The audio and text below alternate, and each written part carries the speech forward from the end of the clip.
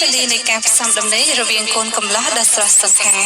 ស្ថិតនៅក្នុងវ័យ28ឆ្នាំដែលមានឈ្មោះថាដាវ៉ាន់ជាមួយនឹងកូនក្រមុំដ៏ស្រស់ត្រឹមត្រូវគ្មានស្រីត្រៀបនាមថាទេវរីខណៈនេះកូនកំលោះកូនក្រមុំថ្មថ្មីយើងកំពុងតែនាំគ្នាអង្គុយរកប្រាក់ដែលចេញពីអាំងប៉ាវ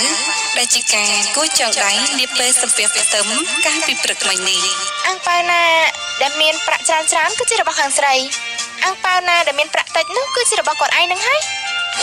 ចុះហេតុអីក៏នាងហ៊ាននិយាយអះអាងបែបនេះព្រោះថាភ្ញៀវគាត់ឯងនឹងគឺមកពីស្រែចំណែកឯភ្ញៀវខ្ញុំសិតតែអ្នកភ្នំពេញអ្នកស្រែមានលុយអាណាចង់ប្រាក់ច្រើននោះមកស៊ីបង្ហិនតតុកនឹងឯងចុះបើមិនឲ្យគ្នាអ៊ីតមានតែឲ្យគ្នានឹងមកមើលមាត់គេហើយបើមិនឲ្យគ្នាឡើងតុកមានតែឲ្យគ្នានឹងចុះអ៊ីតត្រូវហើយ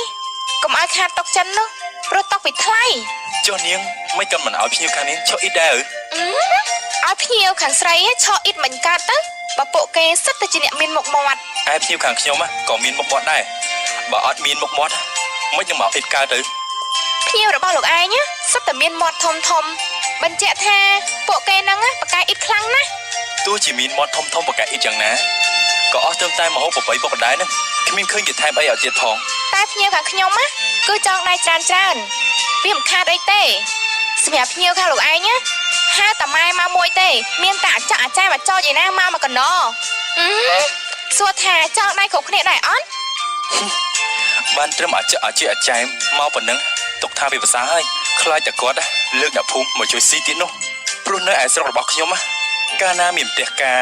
អ្នកភូមិផលិតចក្រានសឹងតែគ្រប់គ្នានឹងដើម្បីអបអរសាទរដល់កូនកន្លោះកូនកំមុំណាបើថាមកបំផ្លាញគឺវាសមជាងនាងគួរតែគិតថាបងប្អូនខាងខ្ញុំដែលមកពីស្រែនោះគឺមានការចំណាយច្រើនណាស់ទាំងសុយឡាននិងការធ្វើដំណើរទៅមកជាពិសេសពួកគេមានសន្តានចិត្តគ្រប់គ្នាក្នុងការមកចូលរួមនៅក្នុងពិធីការនេះខ្ញុំខ្វល់ពីរឿងហ្នឹងទេ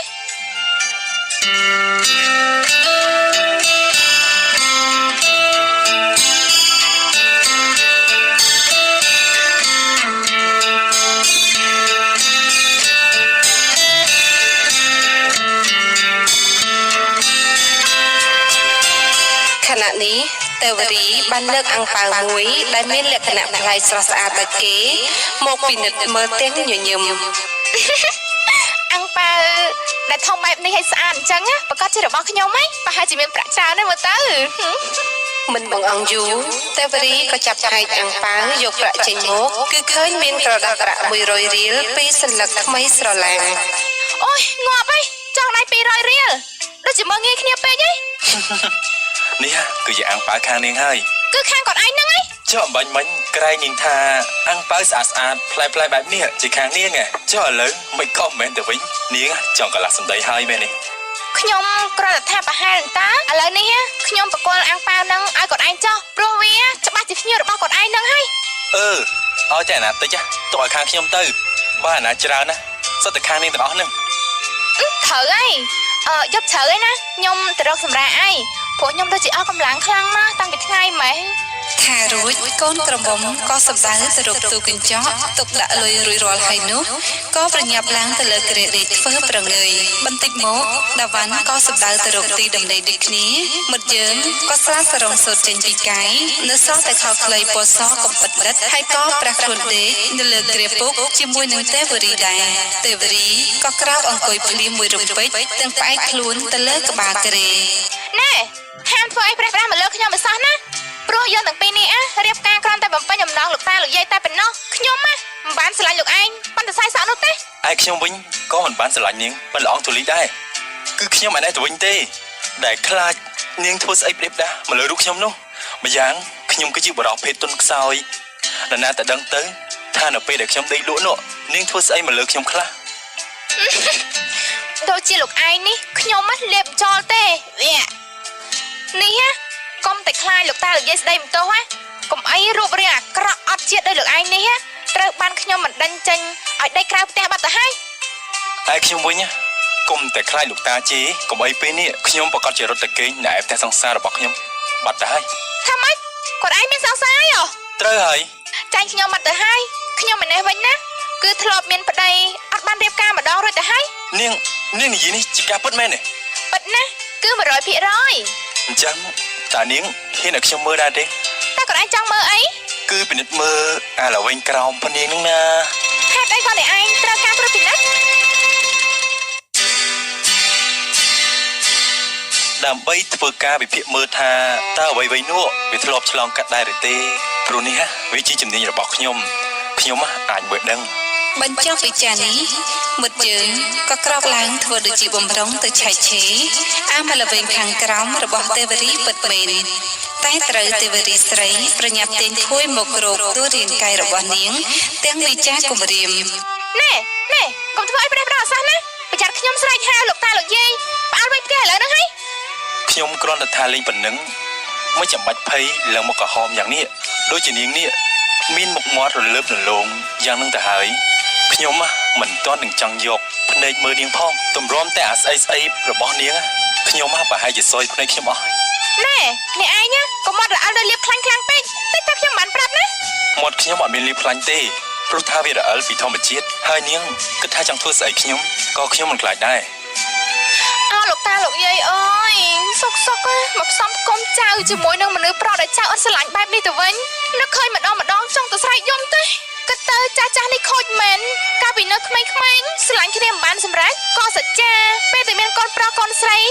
សច្ចាយកគ្នាជាដន្លងទៀតដល់ពេលកូនកើតមកប្រុសដូចគ្នាមកផ្សំផ្គុំចៅទៅវិញរៀបការមិនកើតក៏ពិភាក្សាគ្នាម្ដងទៀតបើមានចៅប្រុសនិងចៅស្រីនឹងរៀបការជាមួយគ្នាឥឡូវបានសម្រេចអំណរហើយចាស់សប្បាយចិត្តឯក្មេងៗឯនេះវិញត្រូវក្រុមគ្រាផ្លូវចិត្ត ថាម៉េចនាងនៅក្មេង មិនមែនក្មេងទេគឺពេញកំមុំហើយចា ថាម៉េចទៅពេញកំមុំឯង ត្រូវហើយ ចុងការបានហៀ ណែកុំមកអាក្រក់ពេកណាតាមពិតទៅគេហៀរបស់គេដែរហើយណា អញ្ចឹងទេខ្ញុំស្មានទៅតែហៀហើយខ្ញុំឯនេះវិញក៏ហៀកំឡោះយូរមកហើយ ហើយចុះអ្នកណាសួរអ្នកឯង ហើយចុះអ្នកណាប្រាប់នាងក៏ហើយបាទបន្ទប់នេះក៏មានអ្នកទី3ដែរ តើជាអ្នកណាទៅ នៅទីនោះគឺលបងតុកកែកំពុងតែសម្លឹងនាងហើយ គឺគាត់ណាកំពុងតែសម្លឹងមកមើលគាត់ឯងវិញនោះទេ នោះអីខ្ញុំជាប្រុសគ្មាននំអាកោសម្រាប់ឲ្យគាត់ស៊ីនោះទេនាងជាស្រីគឺតុកកែកំឡោះនោះចាប់អារម្មណ៍នាងច្រើនណាស់ព្រោះនាងមាន ខុសហើយចា តកែនេះគឺជាតកែមេម៉ាយព្រោះស្វាមីរបស់នាងត្រូវបានចែកឋានទៅហើយដូច្នេះតកែមេម៉ាយអញ្ចឹងច្បាស់ពីត្រូវការគាត់ឯងនឹងហើយ គិតទៅខ្ញុំមិនគួរណាអភ័ព្វបែបនេះសោះតែត្រូវមករស់នៅជាមួយនឹងស្រីដូចជានាងនេះគួរឲ្យស្អប់ហើយគួរឲ្យខ្ពើមព្រោះកាលនៅពីក្មេងៗនាងជាស្រីដ៏កខ្វក់ហៀសម្បាល់ហើយគួរឲ្យខ្ពើមស្គមឲ្យក៏ប្រឹងដូចកង្កែបខែប្រាំងនៅលើអាចគោអញ្ចឹងដល់ពេលហៀកំមុំទៅមានអីស្អាតប៉ុនគេតាខ្ញុំនេះមើលស្ទឹងតែមិនស្គាល់មានសាច់មានឈាមឲ្យតលុកតលុន ត្រូវហើយកាលពីនៅក្មេងគឺវាផ្សេងដល់ពេញកំមុំគឺវាផ្សឹងមានរឿងអីត្រូវឆ្ងល់ព្រោះខ្ញុំមានវិធីថែរក្សាសម្រស់របស់ខ្ញុំ អនុញ្ញាតឲ្យខ្ញុំបញ្ចប់ប្រយោគសិនបាននេះព្រោះមុននេះខ្ញុំនិយាយមិនទាន់ចប់នៅឡើយទេ អាចបញ្ចប់បានចា រែកតាហ៊ូលក់តាមផ្សារឬក៏លក់សាច់ជ្រូក3ជាន់ ណែទឹកសម្រស់របស់ខ្ញុំកំពុងតែត្រូវអ្នកឯងធ្វើការជន់ឈ្លីមើលងាយហើយ ខ្ញុំដឹងតែខ្ញុំនិយាយទៅតាមអ្វីដែលខ្ញុំបានមើលឃើញនោះទេនាងគិតថាខ្លួនឯងស្អាតតែអ្នកដទៃវិញនោះមានទាំងរូបខ្ញុំផងគេអាចមើលមិនចូលភ្នែកក៏ថាបានតែជួនកាលវាអាចផ្ទុយទៅនឹងអ្វីដែលនាងគិតដូចជាខ្ញុំនេះជាដើមពេលដែលឆ្លុះកញ្ចក់មើលឃើញថាខ្លួនខ្ញុំនេះសង្ហា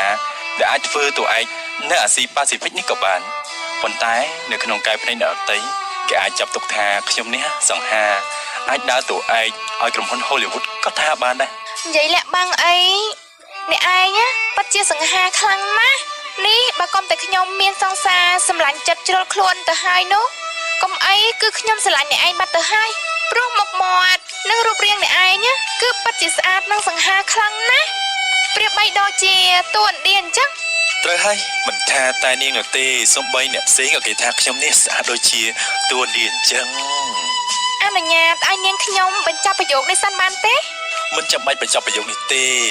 ត្រឹមតែថាខ្ញុំនេះជាបរិសុសង្ខាដូចជាតារាឥណ្ឌាទៅបានហើយពេលគ្រប់គ្រាន់សម្រាប់ខ្ញុំទៅហើយ បើមិនឲ្យបញ្ចប់ក៏ខ្ញុំត្រូវតែបញ្ចប់ប្រយោគនេះដែរ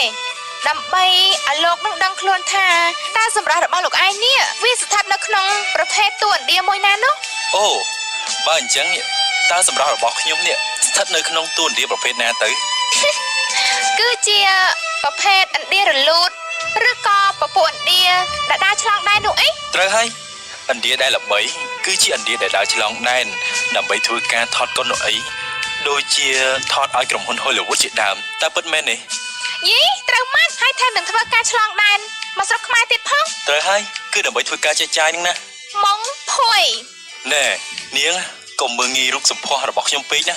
នេះអញទេតាជាអ្នកមើងងាយខ្ញុំមុននោះ បានហើយនាងពិតជាមាត់ដាច់ខ្លាំងណាស់ឯលោកយាយរបស់នាងវិញក៏មិនណយដែរពូកែណារឿងស៊ីស៊ូជាមួយលោកតារបស់ខ្ញុំនេះឲ្យផ្សំគុំខ្ញុំនេះជាមួយនាងគិតទៅចាស់ពិតជាផ្ដាច់ការមែនតែនយាយណាក៏ដូចយាយណា តាណាក៏ដូចតាណា យាយណាក៏ដូចយាយណា តាណាក៏ដូចតាណា លោកយាយស៊ីកូឡាបនិងលោកតាស៊ីសង្ហាដែលកំពុងតែឈរស្ដាប់ខាងក្រៅបន្ទប់នោះក៏ស្រែកសួរដូចគ្នាថា ចៅកំពុងធ្វើអីហ្នឹងគឺចៅកំពុងតែធ្វើការហានីមូននឹងគ្នានឹងណាសូមលោកតានិងលោកយាយមេត្តាទៅឲ្យឆ្ងាយបន្តិចទៅណាព្រោះថាចៅនេះអៀនប្រយ័ត្នអត់បានចៅទួតពោនឹងគេណាលោកយាយលោកតាឆាប់នេះយើងបានចៅទួតហើយណា មែនហើយតាវា លោកយាយលោកតាក៏ប្រញាប់នាំគ្នាចរយាត្រាទៅបន្ទប់រៀងខ្លួនឯនៅខាងបន្ទប់ឯនេះវិញទេវរីកំពុងតែយកខ្នែអបមកធ្វើជាខណ្ឌចែកជាដំណេកជាពីររួចស្រដី បើស្វាណាហ៊ានតែរំលោភមកខាងខ្ញុំណាសូមឲ្យមកកណាត់ខាងក្រោមនឹងត្រូវតែពិការអស់មួយជីវិត ណែមិនកនាងហៅខ្ញុំស្វាដាច់សាច់បែបនេះទៅវិញ ចុះក្រែងមនុស្សយើងកើតមកពីស្វាមែនទេដូច្នេះខ្ញុំអាចប្រើពាក្យថាស្វានេះជំនួសបានមួយគ្រាដែរ បើថនិកសត្វណាហ៊ានឆ្លងដែនរំលោភមកខាងខ្ញុំសូមឲ្យបរិវេណខាងក្រោមនៅព្រៅអស់មួយជីវិត ណែមិនក៏ហៅខ្ញុំថាថនិកសត្វទៅវិញ ជួយនាងមិនដឹងទេអូថាថនិកសត្វដែលចិញ្ចឹមកូននៅទឹកដោះនោះបើនាងក៏ជាមនុស្សដែលចិញ្ចឹមកូននៅទឹកដោះដូចគ្នាដែរដូច្នេះនាងក៏ជាថនិកសត្វដូចតែគ្នានឹង បើឆ្កែណាហ៊ានរំលោភបំពានមកខាងខ្ញុំណាសូមឲ្យមកកណាត់ខាងក្រោមហ្នឹងណាត្រូវដាច់បាត់មិនដឹងទៅណាទីណីទេសាធុក ណែនាងមិនក៏ហៅខ្ញុំថាឆ្កែទៅវិញ ចុះក្រែងលោកឯងកាត់ឆ្នាំឆ្កែអី មិនមែនទេគឺខ្ញុំកាត់ខ្ញុំស្វាទេតា អញ្ចឹងតើបាត់ដូចជាខ្លាំងណាស់នេះកុំទៅចេះនិយាយភាសាមនុស្សទេកុំអីប្រហែលជាអ្នកដែលបានឃើញបើគាត់ជិះគិតថាខ្ញុំកំពុងតែសាសងជាមួយសត្វស្លាបហើយមើលទៅព្រោះនៅលើដៃទ្រូងក្បាលពោះបបោមាត់ចង្កាគឺសត្វតែរស់មកក្រាស់ខ្មិចនេះណាមិនដឹងថាមកកណាត់ក្រោមនោះពីដោះយ៉ាងណានោះទេ តែចេញដល់អីអាគៀនស្វាយខាងក្នុងនេះគឺគេទៅធ្វើការក៏សម្បត្តិថ្មីទេបានពេលនេះតងល់រលីងវាស្រឡះល្អណាស់ណា ប្រុសចង្រៃចំគួតអូច្រឡំដាតស្វាចង្រៃ បើតកតតណាហ៊ានរំលោភមកខាងខ្ញុំសូមឲ្យអានដំបូកខាងក្រោមនោះត្រូវរលីងរលោងឲ្យសារតែកម្លាំងគោកបុកទម្លុះទម្លាយឲ្យคล้ายទៅជាដីដែលគ្មានជីវជាតិសម្រាប់ធ្វើការដាំដុះដំណាំកសិកម្មផងទាំងឡាយ ណែមិនក៏ហៅខ្ញុំថាតកតទៅវិញ ណែក្រែងថានឹងកាត់ឆាមនអីហើយមីមនណាពេលដែលវារពងវាតែងស្រែកថាតកតតើវាមែនអត់ ការជជែកគ្នារវាងអ្នកទាំងពីរត្រូវបានបញ្ចប់ដោយសារការរំខានពីសំនៀងរបស់តុកកែមេម៉ាយក្តៅស្រួយស្រែកច្រៀងឮសូរតែតុកកែស្វាមីភរិយាថ្មងថ្មីងាកមើលមុខគ្នាបន្តិចរួចធ្វើរខើយបែកខ្នងដាក់គ្នាទៅវិញទៅមកស្អែកឡើងនៅឯតុអាហារឃើញមានវត្តមានរបស់កូនកំណោះនិងកូនក្រមុំលោកយាយស៊ីកាឡាលោកតាស៊ីសង្ហារួមទាំងមីងក្អកដែលជាចុងភៅប្រចាំវិឡាតូចដ៏ថ្មីស្រឡាងមួយនេះដែលជាចំណងដៃរបស់គូស្នេហ៍ថ្មងថ្មីមួយគូនេះដែលគេហដ្ឋាននេះស្ថិតនៅម្ដុំស្ទឹងមានជ័យត្រូវបានកូនក្រមុំនិងលោកយាយព្រមទាំងមីងក្អកមករស់នៅតាំងពី2ខែមុនមកម្ល៉េះ យ៉ាងមិនដែរចៅយកមីងមានដំណើរការបានល្អដែរទេអូល្អណាស់លោកតាវាដំណើរការទៅដល់រលូនហើយក៏មិនលាក់ត្រង់ណាដែរលោកតា ចំពោះរឿងហ្នឹងណាតតែវារលាក់បានវាល្អហើយបើអ្នកប្រុសនិយាយថាវារលូនល្អមិនរលាក់សោះអញ្ចឹងហ៎ មីងក្អកគុំចេះដឹងរឿងប្តីប្រពន្ធរបស់ខ្ញុំមែនទេប្រពន្ធសម្លាញ់ស្នប់ចិត្តបង ថារួចដាវ៉ាន់ធ្វើជាងាកទៅរកទេវរីក៏ធ្វើជាញញឹមតបពុកវិញដើម្បីកុំឲ្យលោកយាយលោកតាចាប់ថ្នាក់នាងបាននួននាងបញ្ចេញសំនៀងរបៀបបង្អួតសំឡេងទៅកាន់ស្វាមីក្រៅបេះដូងថា ចាប៉ាត់មែនហើយស្វា ណែមិនក៏ហៅប្តីថាស្វាទៅវិញចៅ កុំអាចច្រឡោតណាលោកតាអនុញ្ញាតឲ្យចៅបញ្ចប់ប្រយោគហ្នឹងសិនទៅ បញ្ចប់ទៅចោះ ម៉េច ឃើញទេតាវីចៅស្រីរបស់ខ្ញុំណាហៅប្តីសុទ្ធតែស្វាមីពិតជាចៅស្រីដ៏ល្អរបស់ខ្ញុំមែន ញ៉ាំបាយទៅមេ ណែមិនក៏ហៅប្រពន្ធថាមេមើលតែមេមន់មេទាមេឆ្កែអញ្ចឹងហាចៅ អនុញ្ញាតឲ្យចៅបញ្ចប់ប្រយោគនេះសិនបានទេលោកយាយ បញ្ចប់ចុះ ផ្ទះដ៏ល្អ ឃើញទេយាយវាប្រពន្ធឲ្យតម្លៃប្តីរីឯប្តីឲ្យតម្លៃប្រពន្ធដែលជាមេផ្ទះដ៏ល្អពិតជាគួរឲ្យកោតសរសើរមែនការទុកដាក់របស់ពួកយើងនេះណាគឺពិតជាមិនខុសនោះទេ មែនហើយតាវី ឃើញលោកតាលោកយាយធ្លាក់ចូលទៅក្នុងសេចក្តីសង្ឃឹមក្នុងន័យភ័ណ្ឌភាំងដូច្នេះទេវរីក៏ចាប់ផ្ដើមធ្វើការសម្ដែងតទៅទៀតដោយធ្វើការចាប់សាច់ភ្លើងមាន់ដាក់ក្នុងចានបាយតាវ៉ាន់ទាំងចេញវិចា បរិភោគឲ្យច្រើនទៅណាបងសម្លាញ់ចិត្តអូនឲ្យឆាប់មានកម្លាំង អរគុណច្រើនហើយណាបើប្រលឹងស្ទឹងមានជ័យរបស់បងពេលនេះស្វាមីសុំអ៊ីតសិនហើយណាភរិយាណា តាអ៊ីតចុះព្រាមបង ឃើញទេតាវីចៅស្រីរបស់ខ្ញុំណាប្រើសុទ្ធតែពាក្យស្ដាច់ ស៊ីច្រើនអញ្ចឹងបានវិធាត់ អ៊ីតឲ្យច្រើនទៅណាអូនជាទីស្រឡាញ់របស់បងដឹងទេថាបងស្រឡាញ់អូនខ្លាំងណាស់ស្រឡាញ់ចង់លេបអូនទៅក្នុងបេះដូងមិនឲ្យអ្នកណាឃើញព្រោះខ្លាចគេដណ្ដើមអូនចេញពីដើមទ្រូងរបស់បងខ្ញុំស្រឡាញ់នាងខ្លាំងណាស់ស្រឡាញ់ដល់ថ្នាក់ចង់យករូបនាងនេះទៅយកក្នុងពីងប្រហុកហ្នឹងណាដើម្បីកុំឲ្យបានឃើញមុខនាងទៀតហ្នឹងណា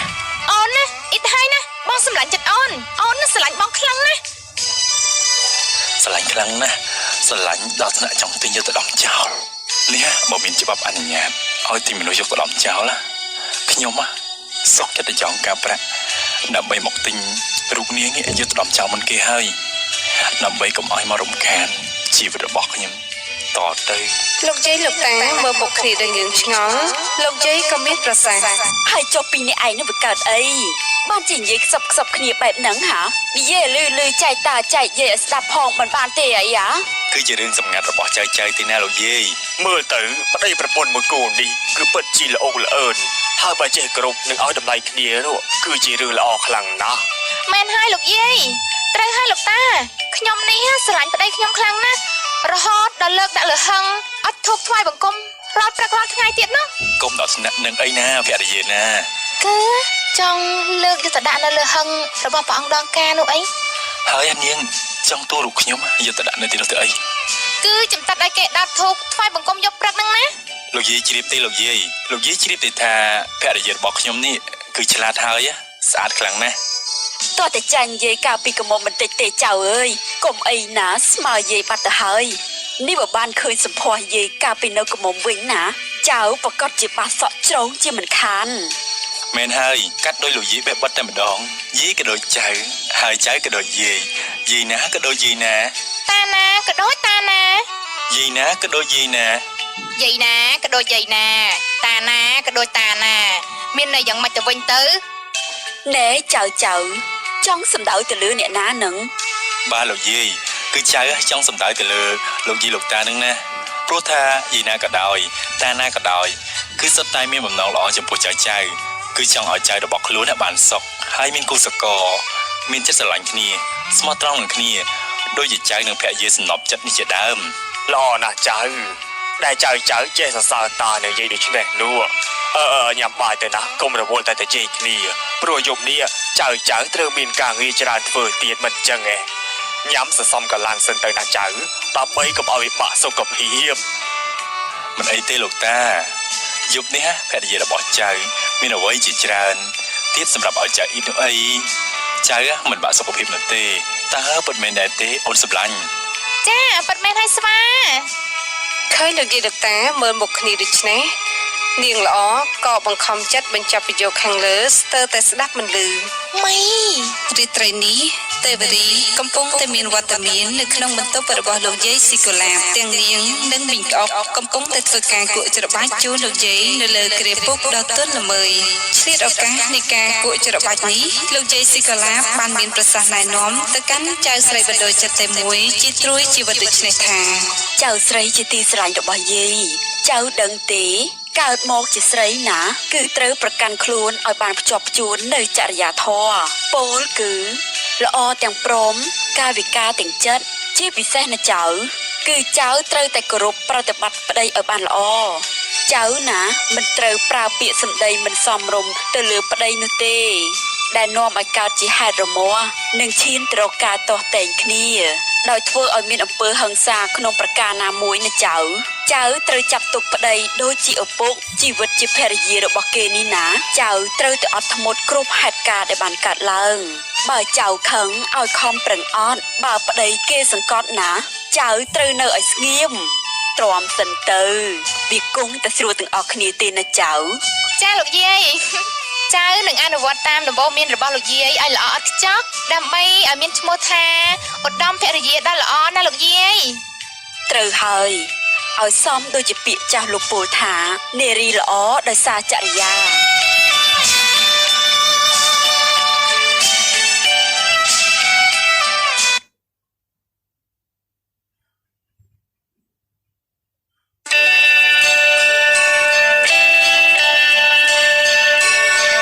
បរោះសង្ហាដោយសារ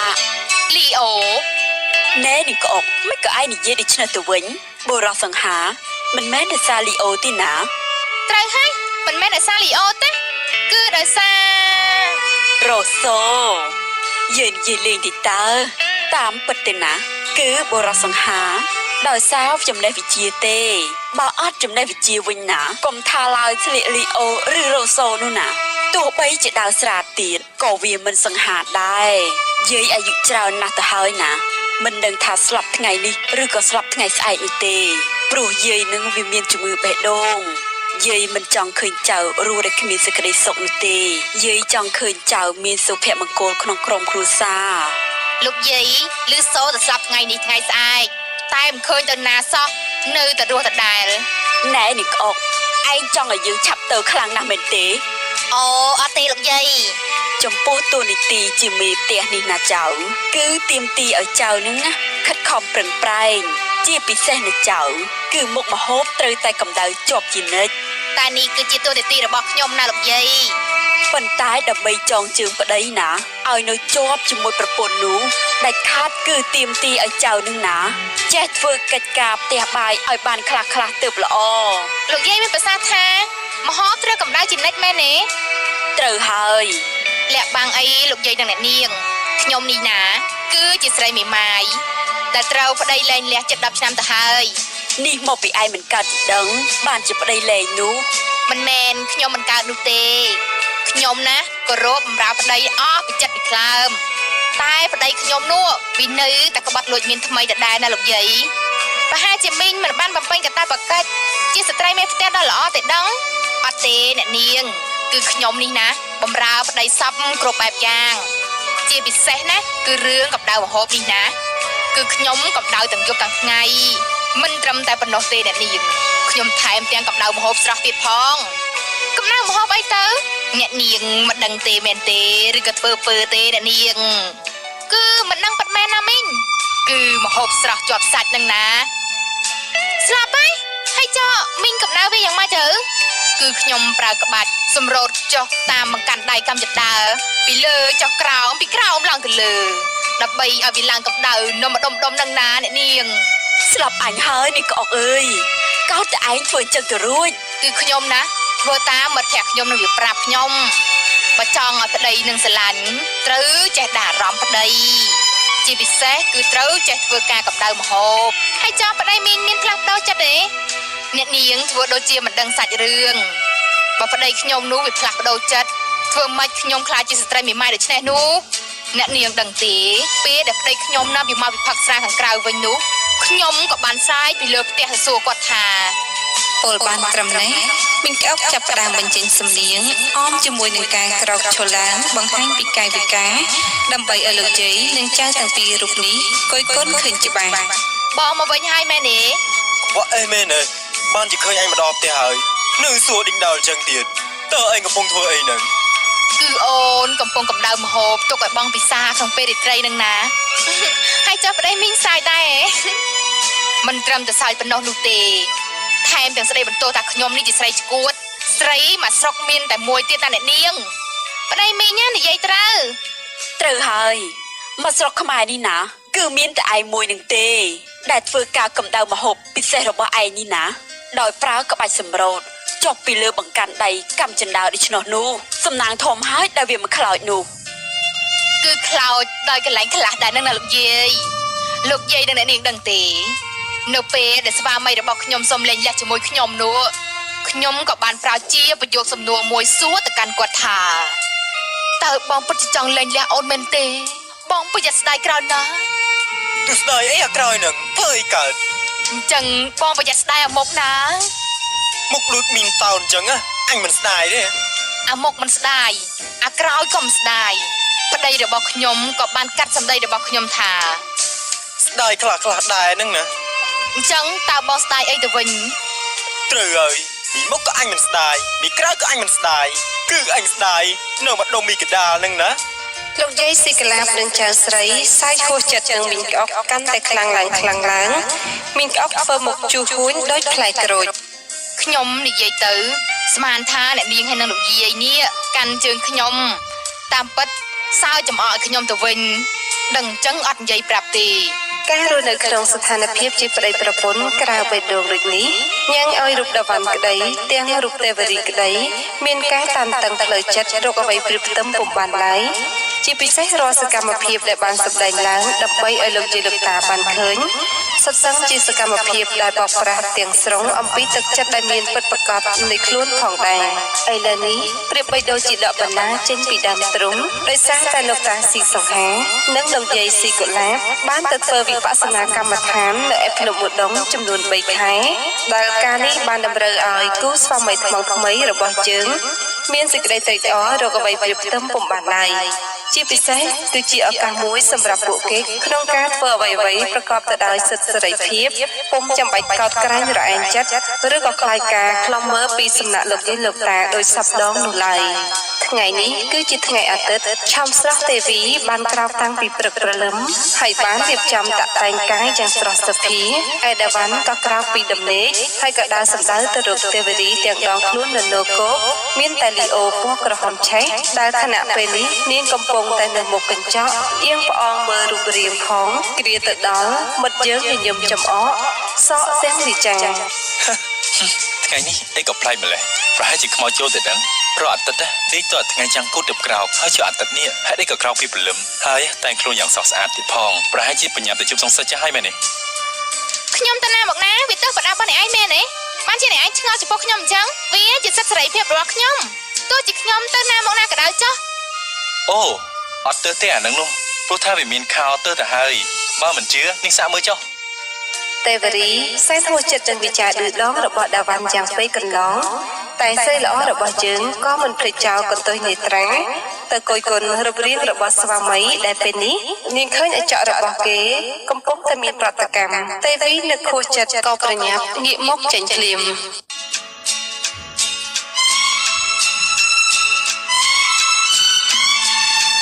លុយមើលផុសគេផងច្បាស់ជាដង្កូវស៊ីភ្នែកហើយចាំតែមួយចុះ ទេវរីក្តៅចិត្តឆេវលើកកាបូបមុស្ពីដើរចេញទៅគ្រានោះដាវ៉ាន់ក៏ចេញវិចារបន្តទៀត ប្រញាប់ទៅជប់សង្សិចចាស់ហើយមែនទេទៅក៏ទៅចុះតែកុំភ្លេចការពីខ្លួនផងកុំឲ្យវាមានរឿងធ្លុះធ្លាយយកកូនគេមកឲ្យខ្ញុំទទួលខុសត្រូវឲ្យសោះណា មិនបាច់ចេះប្រាប់ខ្ញុំទេខ្ញុំចេះការពារខ្លួនហើយអូខេក៏មានណាវ៉ាន់ក៏មាន នាងល្អក៏យត្រាចេញផុតពីបន្ទប់នាវ៉ាន់ស្រែកហៅស្រីស្ងួនដោយរកលេសវិចារមើងម៉ាត់ហាក់ដូចជាមានការចាំបាច់អ្វីមួយជាបន្ទាន់ ចាប់សិនកុំឲ្យទៅណាបងនេះមិនផ្លែតខ្ញុំមានរឿងសំខាន់ចង់ពងពាក់នាង ទេវរីជ្រួញចិញ្ចាំបន្តិចទៅបង្ខំចិត្តបែកកាយហើយបោះជំហានត្រឡប់ទៅរកស្វាមីក្រៅបេះដូងវិញស្វាមីកំហួចញញឹមស្រស់បោះវិចារ ដៃទំនេរដែរទេ ទំនេរទេតា បើទំនេរជាកាន់អូនតូចឲ្យខ្ញុំនោះបន្តិចបានដែរទេ ទេវរីក៏បង្ខំចិត្តបោះជំហានចាក់ចេញទៅដោយខ្ជិលតវ៉ានាំតែខូចអារម្មណ៍ដាវ៉ាន់ក៏ទាញទ្វារបន្ទប់បិទលឺសូរក្រៀងក្រៀងហាក់ដូចជាចង់កើនទេវរីបន្តិចមកក៏លឺសូរសម្លេងគោះទ្វារបន្ទប់នាយដាវ៉ាន់ក៏ប្រញាប់បើកទ្វារប្រទះឃើញទេវរីកំពុងឈរនៅចំពោះមុខរបស់អ្នក ហើយចាំមកវិញទៅអី ដោះថ្មាញហើយនៅ ទេ អញ្ចឹងបានជាធំក្លិនស្អុយមាត់ភាយភាយ ថាប៉ុណ្ណេះទេវរីក៏ប្រញាប់ចាក់ចេញទៅវិញទាំងបង្ហើយនៅស្នាមញញឹមចំអកមានន័យថានុននាងកំពុងទទួលអារម្មណ៍ជោគជ័យ ស្រីឡប់ឯងស្មានថាមានរឿងអីធំដុំ តាមពិតទៅគឺហៅឯងមកថាឲ្យសោះដូចអត់មានធំក្លិនអីផងស្រីឈួតចាំមើលណា នៅខាងក្រោមទេវរីកំពុងតែឡើងលើម៉ូតូម៉ាក់ពីណូបំរុងទៅជីចាក់ចេញទៅហើយស្រាប់តែតាវ៉ាន់បានស្រែកពីលើផ្ទះមក លោកយាយទូរស័ព្ទចូលទូរស័ព្ទលើតុប្រាប់ថាមានការចង់ជួបនាង ទេវរីក៏ចុះពីលើម៉ូតូវិញរួចក៏ប្រញាប់ឡើងទៅលើផ្ទះតាវ៉ាន់ញញឹមស្រស់ឈរពាំងផ្លូវស្រស់ស្រីយើងទាំងចេញវិចាស្ថិតដោយទឹកមុខញញឹមសាយចំអកបកមកវិញភ្លាម គ្មានលោកយាយណាទូរស័ព្ទមកទេតាមពិតទៅគឺខ្ញុំទេដែលមានការសំខាន់ចង់និយាយជាមួយនាងនោះ ទេវរីប្រញាប់បែកកាយបំរុងចុះទៅវិញតែត្រូវមិត្តយើងវិចាខត់ដំណើរស្រីស្ងួន ឈប់សិន ហើយមានការអី អំបញ្ញមិញក្រែងនឹងថាមាត់ខ្ញុំស្អុយភីមែនទេ ត្រូវហើយគឺធំក្លិនក៏ដុលងាប់សំខ្មាស់ បើអញ្ចឹងខ្ញុំផ្ញើនាងទិញដបលមីនឲ្យខ្ញុំផងដើម្បីធ្វើការបំបត្តិនៅក្លិនមាត់12នេះ ថារួចតាវ៉ាន់ក៏យកកន្លះប្រាក់ចំនួន500រៀលដែលបាត់រួចជាស្រេចនោះទៅសៀតនឹងល្វែងសដានរបស់ភរិយារួចក៏ប្រញាប់ចាក់ចេញទៅទេវរីសាន់ក្តៅចិត្តឥតឧបមាព្រោះនឹកថាខ្លួននាងកំពុងតែចាញ់ប្រៀបស្វាមីក្រៅបេះដូងនេះវិញម្ដងហើយនេះពេលនោះទេវរីទៅបាត់មួយសន្ទុះរួចក៏ត្រឡប់មកវិញតែពេលនេះនាងមិនជិះម៉ូតូទេគឺនាងកំពុងតែបណ្ដាម៉ូតូចូលមកគេហដ្ឋានវិញទាំងដំណើរប៉ាំងខ្ជិលមណ្ឌវីបណ្ដាម៉ូតូទាំងទឹកមុខជូហួញនោះនាងក៏លេចទៅឃើញតាវ៉ាន់កំពុងតែមើលផ្កាអ័រគីដេដែលព្យួរនៅខាងមុខផ្ទះក៏បោយដៃឲ្យស្វាមីចុះមកក្រាមជាប្រញាប់តាវ៉ាន់ឃើញភរិយាដើរអូសជើងក៏កើតចិត្តនឹកឆ្ងល់ហើយក៏ប្រញាប់ចុះទៅជាបន្ទាន់គ្រាទៅដល់មិត្តយើងក៏ផ្ដាំស្រដីទាំងញញឹមចំអក ជាងមិនទៅហើយស្រីជើងល្អបានជាដើរអូសជើងបែបនេះទៅវិញ ទេវរីក៏ប្រែភ័ក្រពីជូហួញមកជាញញឹមស្រស់បោះវិចារទាំងញាត់ប្រាក់500រៀលរបស់តាវ៉ាន់ដែលគេឲ្យនាងមុននេះចូលទៅក្នុងហោប៉ៅខោរបស់ស្វាមីធ្វើឲ្យប៉ះចំណុចរសើបនិងរសេរសាម ដបលមានឥឡូវម្ដុំ600រៀលឯណោះ500រៀលទិញបានទៅចា ថារួចទេវរីក៏ចាក់ចេញទៅទាំងញញឹមហើយឡើងម៉ូតូធ្វើប្រងើយតាវ៉ាន់នឹកឡើងហួសចិត្តបិទដឹងថាខ្លួនកំពុងតែចាញ់កោភរិយាកំហួយរូបនេះជាថ្មីម្ដងទៀតតាវ៉ាន់ក៏ប្រញាប់ត្រឡប់ចូលទៅក្នុងផ្ទះវិញទាំងអារម្មណ៍ខឹងបន្តិចខ្លាញ់បន្តិចចង់អស់សម្លាញ់បន្តិចលេងដំគ្នាក្នុងបេះដូងមួយនេះ ទេវរីបានមកដល់ផ្ទះបុប្ផាដែលជាមិត្តសម្លាញ់របស់នាងដើម្បីធ្វើការពិភាក្សាអំពីរឿងគូស្រករក្រៅបេះដូងរបស់នាងនេះនៅក្នុងបន្ទប់ទទួលភ្ញៀវបុប្ផាស្រដីទៅកាន់ទេវរី អរីគ្នាសួរអីទៅឆោតឯងពិតជាបានស្រឡាញ់ប្តីរបស់ឯងមែនទេត្រូវហើយគ្នាដូចជាមិនត្រូវធៀបជាមួយអាគាត់នឹងសោះជួបមកពេលណាគឺក្តៅចិត្តពេលហ្នឹងតែម្ដងនេះបើកុំតែលោកយាយមានជំងឺបេះដូងទេកុំអីគ្នានឹងលេងអាគាត់នឹងឲ្យអស់ដៃម្ដង ណែរីឯងមាននឹងខ្លួនទេថាឯងឥឡូវហ្នឹងមានគេចំណែនឯងច្រើនណាស់ណា ចំណែនគ្នាពីរឿងអីហ៎ គឺចំណែនកាលដែលឯងមកប្តីម្នាក់ដែលមានមុខមាត់ស្អាតសង្ហាដោយតារាភាពយន្តនោះអីណែជាពិសេសថែមទាំងជាគ្រូពេទ្យម្នាក់ដែលមានវិជ្ជាប្រយោជន៍ភាពថែមទៀតផងអ្នកណាណាក៏លួចបងប្រាថ្នាតែទាំងអស់ហ្នឹងគឺផ្លែតឯងម្នាក់ទេបែរជាមិនពេញចិត្តក៏ទៅវិញ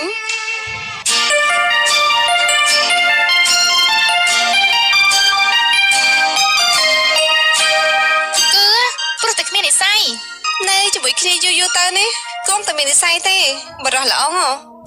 បានហើយឈប់និយាយអួតពីគេម្នាក់ហ្នឹងទៀតគ្នាចង់ស្ដាប់ទៀតទេឈប់និយាយពីគេទៀតគ្នាមកផ្ទះឯងនេះគឺមានដំណងចង់ពឹងពីឯងរឿងមួយមិនមែនមកស្ដាប់ការសរសើរពីមនុស្សដែលគ្នាស្អប់នោះទេ ឯងមានការអីចង់ពឹងពាក់គ្នាមែនទេប្រាប់មកចុះសម្លាញ់ចិត្តគ្នារីករាយនឹងជួយឯងគ្រប់ពេលវេលាទាំងអស់នេះមិនថាចំពោះការងារនោះលំបាកយ៉ាងណានោះទេទោះបីជាទៅប្រយុទ្ធជាមួយនឹងមេខ្លាក៏គ្នាសោកចិត្តទៅដើម្បីឯងដែរណា អញ្ចឹងឯងអត់តិចមកចាំគ្នាសប្រាប់ បុប្ផាក៏អោនមុខទៅរកទេវរីក៏ចាប់ផ្ដើមនិយាយការងារទៅកាន់បុប្ផាតែមិនទាន់ដឹងថានិយាយអំពីអ្វីនោះឡើយគឺឃើញតែមាត់ជីបអូចគឺប្រៀបបីដូចជាគូតមាន់ដែលកំពុងតែរកបញ្ចេញអ្វីមិនខុសបុប្ផាធ្វើភ្នែកស្លើផ្អៀងស្ដាប់វិចារទេវរីបានបន្លឺឮសូរតែស៊ីស៊ូគ្រាដែលរៀបរាប់ចប់ទេវរីក៏ញញឹម ម៉េចប៉ុណ្ណឹងឯងយល់នៅ ការងារនេះពិតជាពិបាកខ្លាំងណាស់គ្នាប្រហែលជាមិនអាចទៅរួចទេមើលទៅ មាញ់ក្រែងឯងនិយាយថាព្រមជួយគ្នានេះហើយមែនទេហើយឥឡូវនេះមិនក៏ឯងមកជារុញរាទៅវិញ តែគ្នា គ្នាគិតថាឯងប្រកាសជាធ្វើបាន ដើម្បីឲ្យគ្នាអាចឡើងលះជាមួយអាគាត់នឹងបានឯងត្រូវតែជួយគ្នាណាសម្លាញ់តនអាការល្អដែលលោកយាយលោកតាគ្នាអត់នៅផ្ទះផង បុប្ផាងក់ក្បែរចំពោះអាការៈដែលនៅស្ទាក់ស្ទើរចិត្តនៅឡើយឃើញដូច្នេះទេវរីក៏កសោបអោបកាយបុប្ផាពេញរងវងដៃ អរគុណហើយណាសម្លាញ់ចិត្តរបស់គ្នាសង្ឃឹមថារឿងនេះនឹងបានសម្រេច ចំណែកឯដាវ៉ាន់យើងវិញខណៈនេះកំពុងតែមានវត្តមាននៅឯផ្ទះកំឡោះសង្ខារប្រណិតដែលជាមិត្តសំណប់ចិត្តរបស់គេផងដែរដាវ៉ាន់ផ្ដើមស្រដីទៅកាន់មិត្តភ័ក្តិទាំងភ័ក្តិសោកសៅ ថ្ងៃនេះគ្នាដូចជាតានតឹងនៅក្នុងចិត្តខ្លាំងណាស់គឺដូចឯងនឹងស្រាប់ហើយគ្នាមានប្រពន្ធម្នាក់ដែលកើតឡើងដោយសារការចាប់ផ្ទឹមរបស់ចាស់ៗនោះអី នេះឯងកុំប្រើពាក្យថាចាប់តឹមនេះតាបាននេះព្រោះមើលទៅដូចជាអាក្រក់ស្ដាប់ខ្លាំងណាស់វើយពាក្យនេះប្រើបានតែជាមួយសត្វគោសត្វក្របីតែប៉ុណ្ណោះ ឯងក៏ដឹងដែរថាលោកតារបស់គ្នាមានជំងឺឈឺបេះដូងហើយគាត់ក៏មិនអាចទទួលយករឿងដែលពិបាកចិត្តបានដែរហើយដូច្នេះទើបគ្នាខំប្រឹងប្រែងសម្ដែងល្ខោនដើម្បីឲ្យគាត់គិតថាគ្នានេះស្រឡាញ់ប្រពន្ធគ្នាតែតាមពិតគ្នាគឺស្អប់នាងនឹងខ្លាំងណាស់ បើប្រពន្ធស្អាតម្លឹងហើយថែមទាំងមានការងារធ្វើជាគណនេយ្យកនៅក្រុមហ៊ុនទៀតបានប្រាក់ខែច្រើនគូសំវើយឯងនៅតែមកពេញចិត្តតើបែបណាទៅបានជាឯងនេះពេញចិត្ត ស្អាតមិនស្អាតគឺវាមិនសំខាន់នោះទេតែសំខាន់ណាឲ្យវាមាននិស្ស័យនឹងគ្នា តែគ្នាសុំសួរឯងតាមតទៅចុះថាតើឯងបានខ្លួនប្រពន្ធឯងហើយនៅបើ នៅទេគឺគ្នា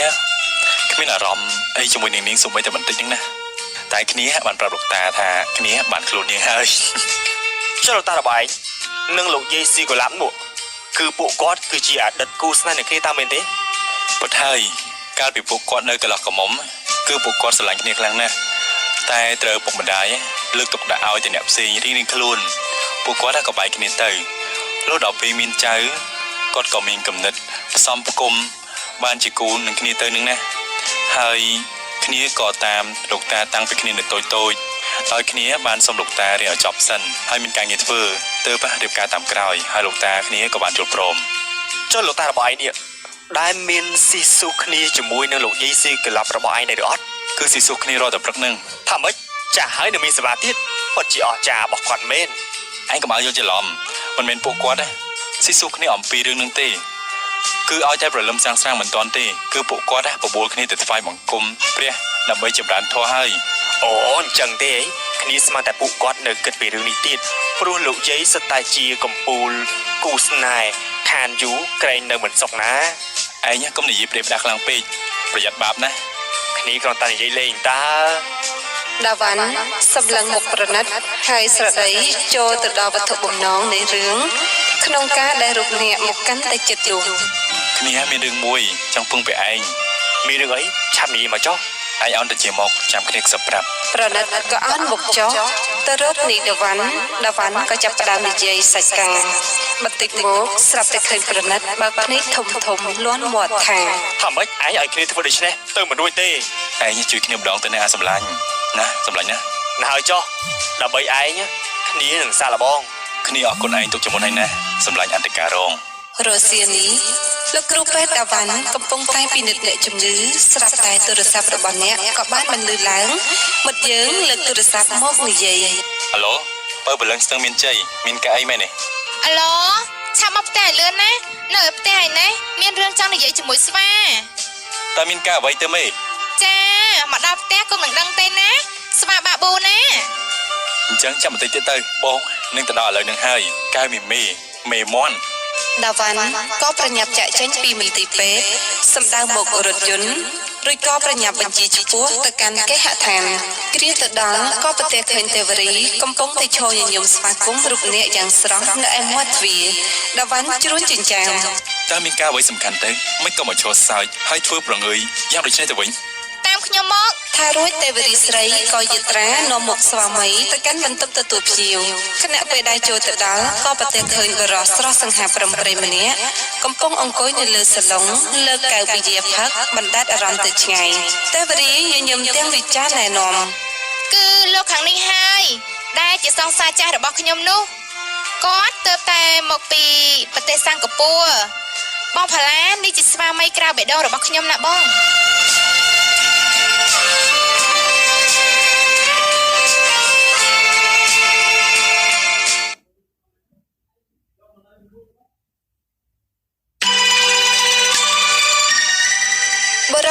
ងសង្ហានាមថាផល្លាក៏ងាកមកទៅរកដាវ៉ាន់ទាំងមិនភ្លេចចោលស្នាមញញឹមថ្ពខួចបង្កប់ទៅដោយទឹកដោះមុនស្នេហ៍ទៅជាមួយផងនាយដាវ៉ាន់ក៏ក្រោកពីសាឡុងដើរសម្ដៅទៅរកដាវ៉ាន់ទាំងស្រដី ខ្ញុំពិតជារីករាយខ្លាំងណាស់ដែលបានស្គាល់លោកឥឡូវនេះសូមចាប់ដៃមួយដើម្បីទុកជាមិត្តភាពក្នុងគ្រាដែលយើងបានជួបគ្នានៅក្នុងថ្ងៃនេះណាលោក ខ្ញុំមិនចង់រាប់អានមនុស្សដែលគ្មានសិលធម៌ដូចជាលោកនោះទេ គឺខ្ញុំនឹងគ្មានសិលធម៌ ត្រូវហើយមកចូលផ្ទះគេមិនក៏មិនព្រមដោះមួក អូគឺរឿងដោះមួកនេះសោះឲ្យខ្ញុំសុំទោសផងព្រោះខ្ញុំមិនអាចដោះមួកបានទេ ហេតុអ្វីទៅ ព្រោះក្បាលខ្ញុំនឹងទំពេកបើខ្ញុំដោះមួកចេញទៅប្រកាសជាខ្មាស់សង្សារចាស់ខ្ញុំណា ដាវ៉ាន់បំរុងតែបោះជំហានចាក់ចេញពីទីនេះទៅហើយស្រាប់តែនាយដាវ៉ាន់ចាប់តែងដៃអ្នកឲ្យអុកគូតទៅលើសាឡុង នៅអង្គុយញ៉ាំបៀនៅទីនេះសិនហើយណាព្រោះខ្ញុំមានរឿងជាច្រើនត្រូវនិយាយជាមួយនឹងលោកនៅទីនេះ មានរឿងអីដែលតែនិយាយជាមួយខ្ញុំនោះខ្ញុំគ្មានបំណងចង់រៀបការជាមួយនាងទេហើយខ្ញុំក៏គ្មានបំណងហើយខ្ញុំក៏គ្មានបំណងតែបំបីស្នេហ៍លោកដែរនេះគឺមកបច្ចាស់ចាស់បង្ខំខ្ញុំនោះទេ គឺរឿងតាក់ទងទៅនឹងអូនរីនឹងណាដែលយើងត្រូវតែដោះស្រាយគ្នាឲ្យដាច់ស្រេចនៅក្នុងថ្ងៃនេះ បងនៅដោះស្រាយគ្នាចុះណាខ្ញុំសូមទៅចង្ក្រានបាយជួយមីងក្អុកសិនហើយ ទៅចុះណាពៅបលឹងបងលោកមានដឹងទេថាក្នុងការដែលលោកមករៀបការនឹងអូនរីនេះវាធ្វើឲ្យបេះដូងរបស់ខ្ញុំមួយនេះវាឈឺចាប់ប៉ុណ្ណានោះព្រោះខ្ញុំនឹងនាងស្រឡាញ់គ្នាខ្លាំងណាស់ហើយអ្វីក៏លោកមកបំបែកពួកយើងឲ្យបែកគ្នាបែបនេះលោកមានតែគិតទេថាអំពើនេះវាជាបាបធ្ងន់ដែរឬទេបើលោកមិនស្រឡាញ់នាងទេតើលោកព្រមលុបសម្បត្តិអាពាហ៍ពិពាហ៍ជាមួយនាងដែរឬទេ ខ្ញុំមិនអាចធ្វើទៅបាននោះទេ ហេតុអីទៅ លោកត្រាតែរូបនាងជាអ្នកផ្ដាំគំនិតលោកសម្បត្តិអាពាហ៍ពិពាហ៍នេះមុនទើបខ្ញុំស្ម័គ្រចិត្តចូលតាមក្រោយ អ្នកណាជាអ្នកនាំអានលុបសម្បត្តិអាពាហ៍ពិពាហ៍នេះមុនគឺដូចតែគ្នានឹងព្រោះវាជាការដែលត្រូវលេងនេះដូចតែគ្នា គឺវាមិនដូចគ្នាទេព្រោះខ្ញុំមិនចង់ឲ្យលោកតារបស់ខ្ញុំគាំងបេះដូងស្លាប់ដោយសារតែកំណត់លេងលះរបស់ខ្ញុំឡើយ រីឯអូនរីវិញក៏ត្រូវលោកយាយគាំងបេះដូងស្លាប់ដែរប្រសិនបើអូនរីជាអ្នកផ្ដាំគំនិតសំលេងលះមុននោះ ចំពោះរឿងនេះខ្ញុំមិនខ្វល់ទេព្រោះអីវាគឺជាជំរឿនរបស់នាង បើអញ្ចឹងគឺមានន័យថាអ្នកទាំងពីរនេះគឺសិតតែប្រកាន់គោលចំហដូចគ្នាអូនរីក៏មិនព្រមផ្ដាំគំនិតលុបអាពាហ៍ពិពាហ៍មុនហើយលោកក៏មិនព្រមដែរមែនទេ ត្រូវហើយ បើដូច្នេះគឺមានតែរងចាំលោកយាយលោកតារបស់អ្នកទាំងពីរ700សិនទើបអាចលែងលះគ្នាបាន ណែមិនក៏មកប្រមាថជីវិតរបស់ពួកគាត់ដូច្នេះទៅវិញ គឺខ្ញុំនិយាយទៅតាមការពិតតាព្រោះថាបើម្នាក់សិតតែខ្លាចជីដូនជីតាមានគ្រោះថ្នាក់នោះគឺមានតែរងចាំពួកគាត់ស្លាប់សិនតែវាដូចជាមិនទៀងដែរព្រោះតម្រាំតែរងចាំដល់ពេលនោះស្រួលគឺខ្លាចតែពួកលោកវិញទេដែលត្រូវស្លាប់មុនគាត់នោះព្រោះថាសង្ខារមនុស្សណាគឺមិនទៀងទាត់ឡើយខ្វះអីក្មេងៗមកកកដែលស្លាប់មុនមនុស្សចាស់នោះ គាត់ឯងដូចជាមាត់ស្អុយបន្តិចម្ដងហើយ អូសុំទោសបន្តិចទៀតចាំខ្ញុំទៅដោះថ្មិញ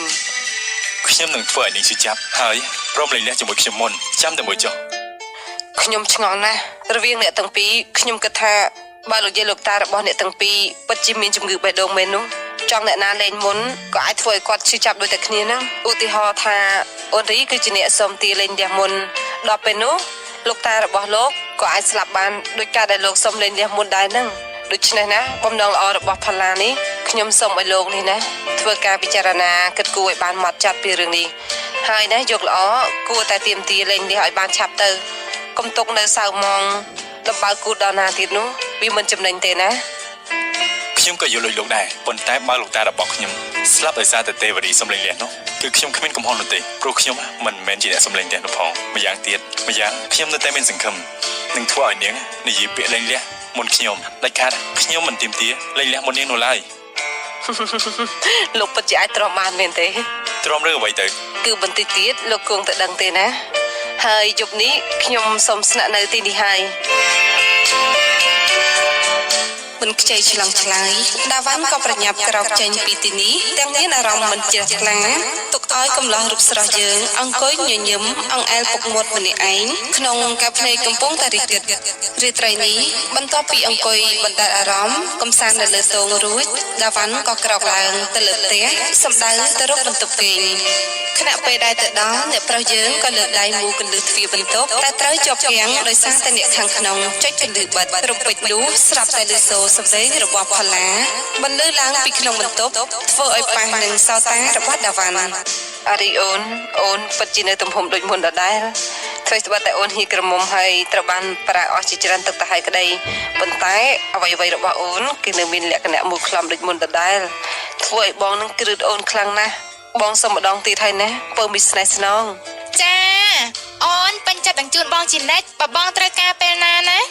អូនជូនតាមសំណពររបស់បងនឹងមិនអោយបងតោះចិត្តទេណា ចុះអូនមិនខ្លាចប្តីរបស់អូនប្រច័ណ្ឌទេមែនទេ គ្មានទេព្រោះគាត់នឹងជាស្វាមីក្រៅខោអូនមិនខ្ចីគិតនោះទេសំខាន់ឲ្យតែបានក្បែរទ្រូងបងដូច្នេះអូនលែងខ្វល់អ្វីៗទាំងអស់ហើយ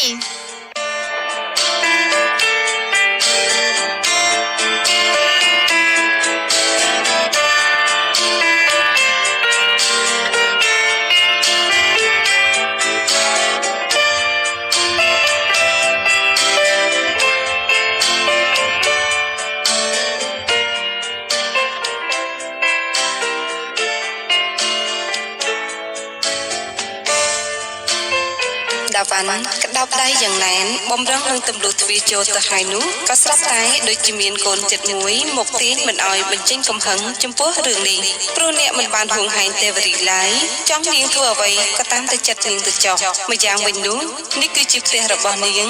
គឺនាងមានសិទ្ធិគ្រប់បែបយ៉ាងទាំងអស់ទោះបីជាគិតយ៉ាងនេះទៅហើយក្តីក៏មុតយើងហាក់ដូចជាកំពុងទទួលរងនៅសម្ពាធអារម្មណ៍មួយដែលទៅនឹងចាប់កំណើតនៅក្នុងពេលនេះថារូបអ្នកកំពុងតែមានសភាពហេងហាងក្នុងផ្លូវចិត្តរកថាមិនត្រូវមុតយើងក៏យត្រាសម្ដៅមកបន្ទប់ទទួលភ្ញៀវហើយកោះវិយាផឹកម្នាក់ឯងរហូតដល់លំលក់នៅលើសាឡុងក្នុងគ្រានោះទៅនៅក្នុងបន្ទប់ឯនេះវិញកំឡោះផាឡាចេញពីចាណែអារីផែនការរបស់ឯងប្រកាសជាបានជោគជ័យហើយ ប៉ាត់មែនហើយថ្ងៃស្អែកនេះគ្នាប្រកាសជាបានទទួលដំណឹងល្អអាគាត់នឹងប្រកាសជាសុំគ្នាលែងលះជាមិនខានឯងចាំតែមើលចុះ អារីគ្នាគិតថាគ្នានេះណាកំពុងតែសាងអំពើបាបមួយធ្ងន់ខ្លាំងណាក្នុងការដែលធ្វើឲ្យគ្រួសាររបស់ឯងត្រូវបែកបាក់ជាពិសេសគឺការដែលធ្វើឲ្យលោកយាយលោកតារបស់ឯងនឹងត្រូវពិបាកចិត្តថែមទៀត គ្នាជាម្ចាស់ខ្លួនមិនតកើតទុកអីផងហើយចុះឯងនេះមិនដេចក៏ពិបាកចិត្តព្រួយចិត្តអីសម្លាញ់ត្បិតរឿងនេះវាមិនមែនជារឿងតែបំបីចម្បាក់ស្នេហ៍ដែលគេកំពុងតែស្រឡាញ់គ្នាផ្អែមល្ហែមស្មោះហើយណាគ្នាគិតថាឯងកំពុងតែសាងបុណ្យទៅវិញទេព្រោះរវាងគ្នានឹងអាគាត់នឹងគ្មានចិត្តសំបីតែបន្តិចសោះឡើយណា ហើយចុះលោកយាយរបស់ឯងវិញនោះ គ្មានបញ្ហាទេព្រោះរឿងនេះគ្នាមិនមែនជាអ្នកសំលែងលះមុនឯណាដូច្នេះវាមិនមែនជាកំហុសរបស់គ្នាទេ ហើយចុះឯងគិតធ្វើមួយទៀតឬ យប់នេះឯងគេជាមួយគ្នាចាំព្រឹកស្អែកចាំត្រឡប់ទៅផ្ទះវិញ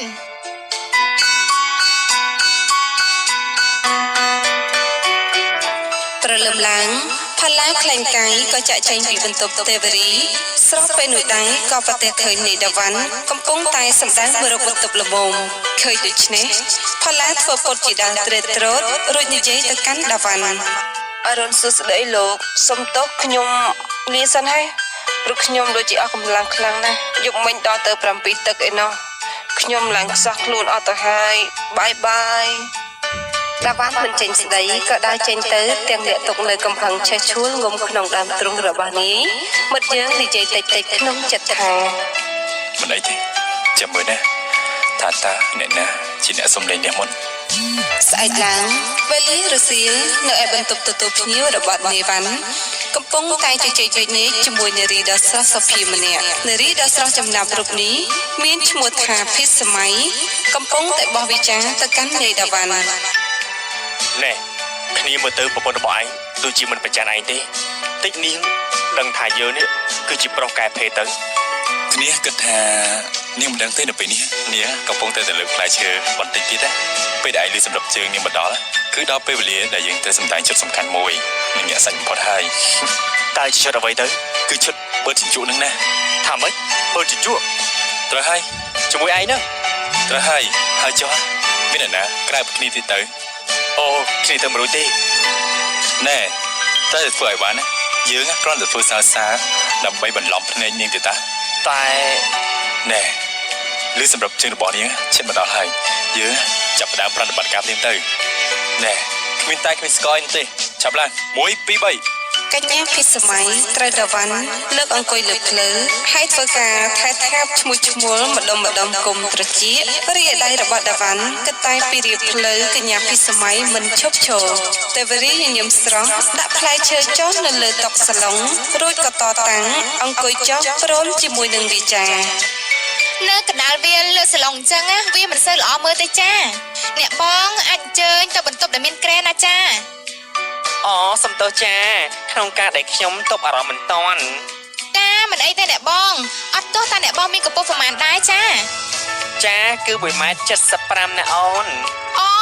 នេះពិតជាកម្ពស់ខ្នាតអន្តរជាតិមែន ចាត្រូវហើយអ្នកអូនព្រោះខ្ញុំនេះគឺជាកូនកាត់ អត់ទោះចាចុះពូជអ្នកបងសុទ្ធតែខ្ពស់ខ្ពស់ហើយដោះរោមវែងអាចចោមផ្កាចម្ប៉ាបានអញ្ចឹងទាំងអស់គ្នាមែនទេចា ចាគឺកាត់តាមឪពុករបស់ខ្ញុំគឺមានរោមច្រើនណាស់ហើយគ្រប់កន្លែងកន្លៀតគៀនកោះគ្មានសល់ត្រង់ណាទេហើយក៏ឆ្លងមកដល់ខ្ញុំទៀតចាមិនត្រឹមតែអាចយកផ្កាចម្ប៉ាណាមកចងបានទេកន្លែងខ្លះអាចបួងជាភូមិមលីបានទៀតណាចា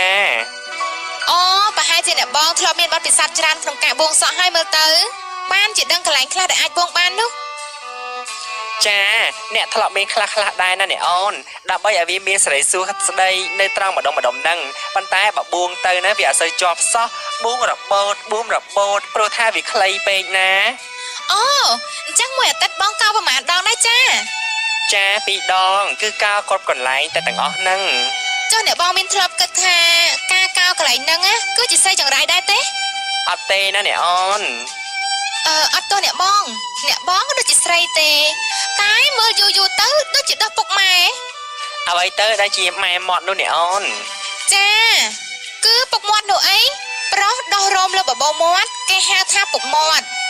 តែចំពោះបងគឺជាស្រីប៉ុន្តែដោះរោមនៅលើបបោមាត់ដែរ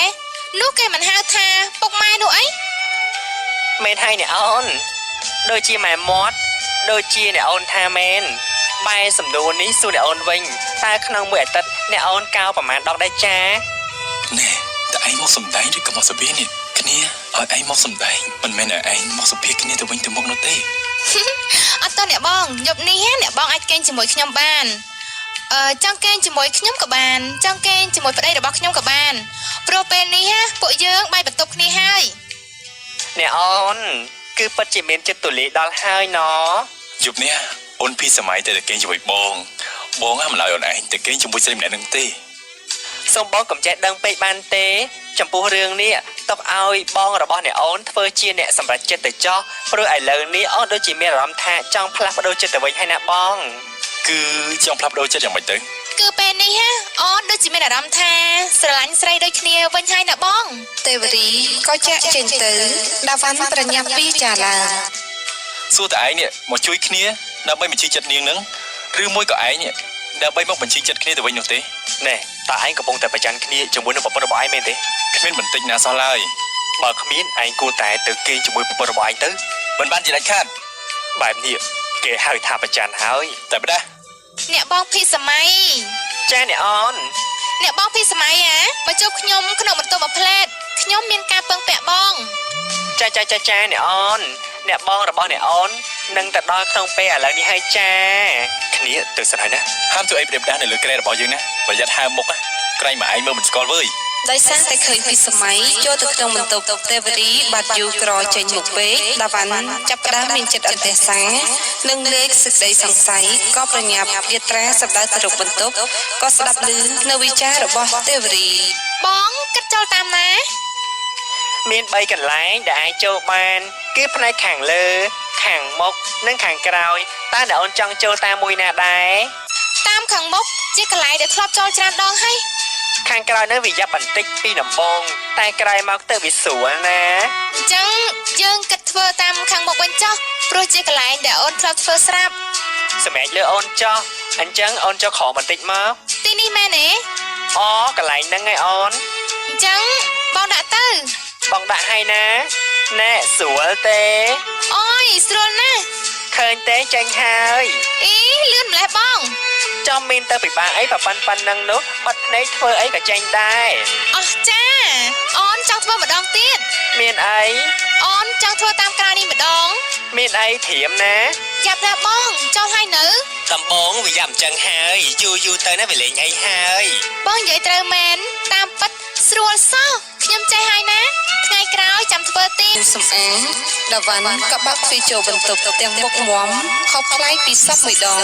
នរៈយើងដើរសម្ដៅទៅរកឆំស្រស់ស្រីទេវរីឃើញសភាពចម្លែករបស់ស្វាមីក្រៅបេះដូងដូចនេះក៏ក្រោកឡើងដោយចោទសំណួរ មកទីនេះធ្វើអីទៀតក្រែងយើងបានចែកបន្ទប់គ្នាហើយតា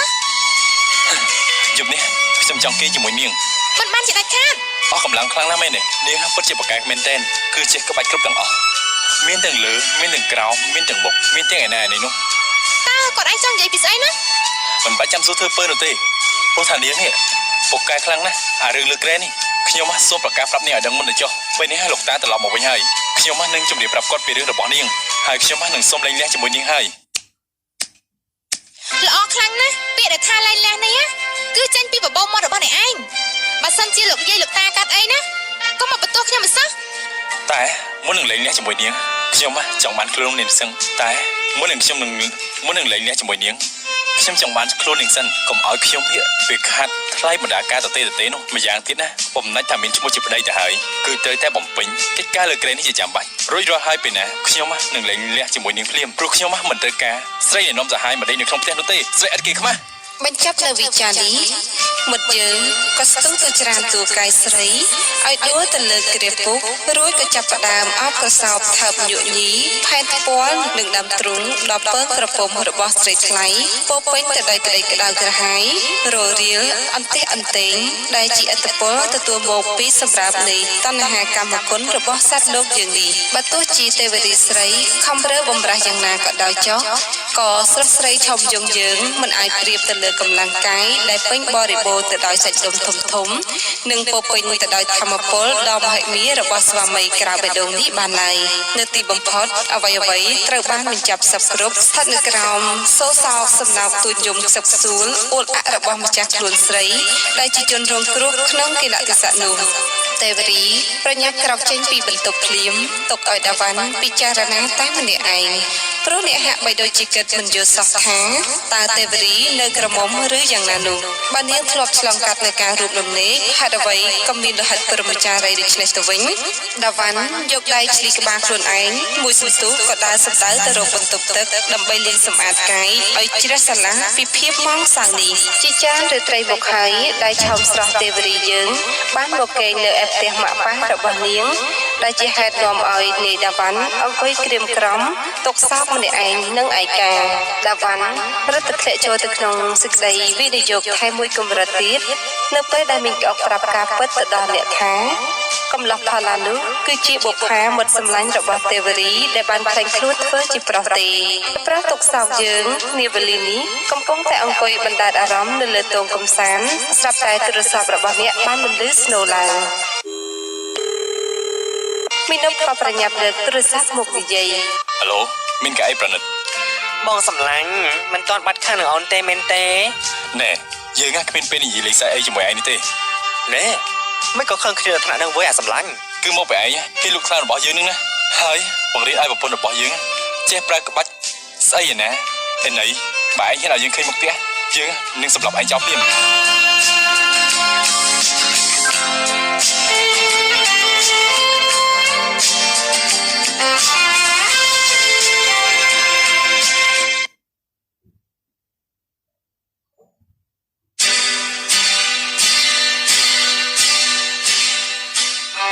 ឯងថាយើងបង្រៀនក្បាច់អីដល់ប្រពន្ធឯងទៅ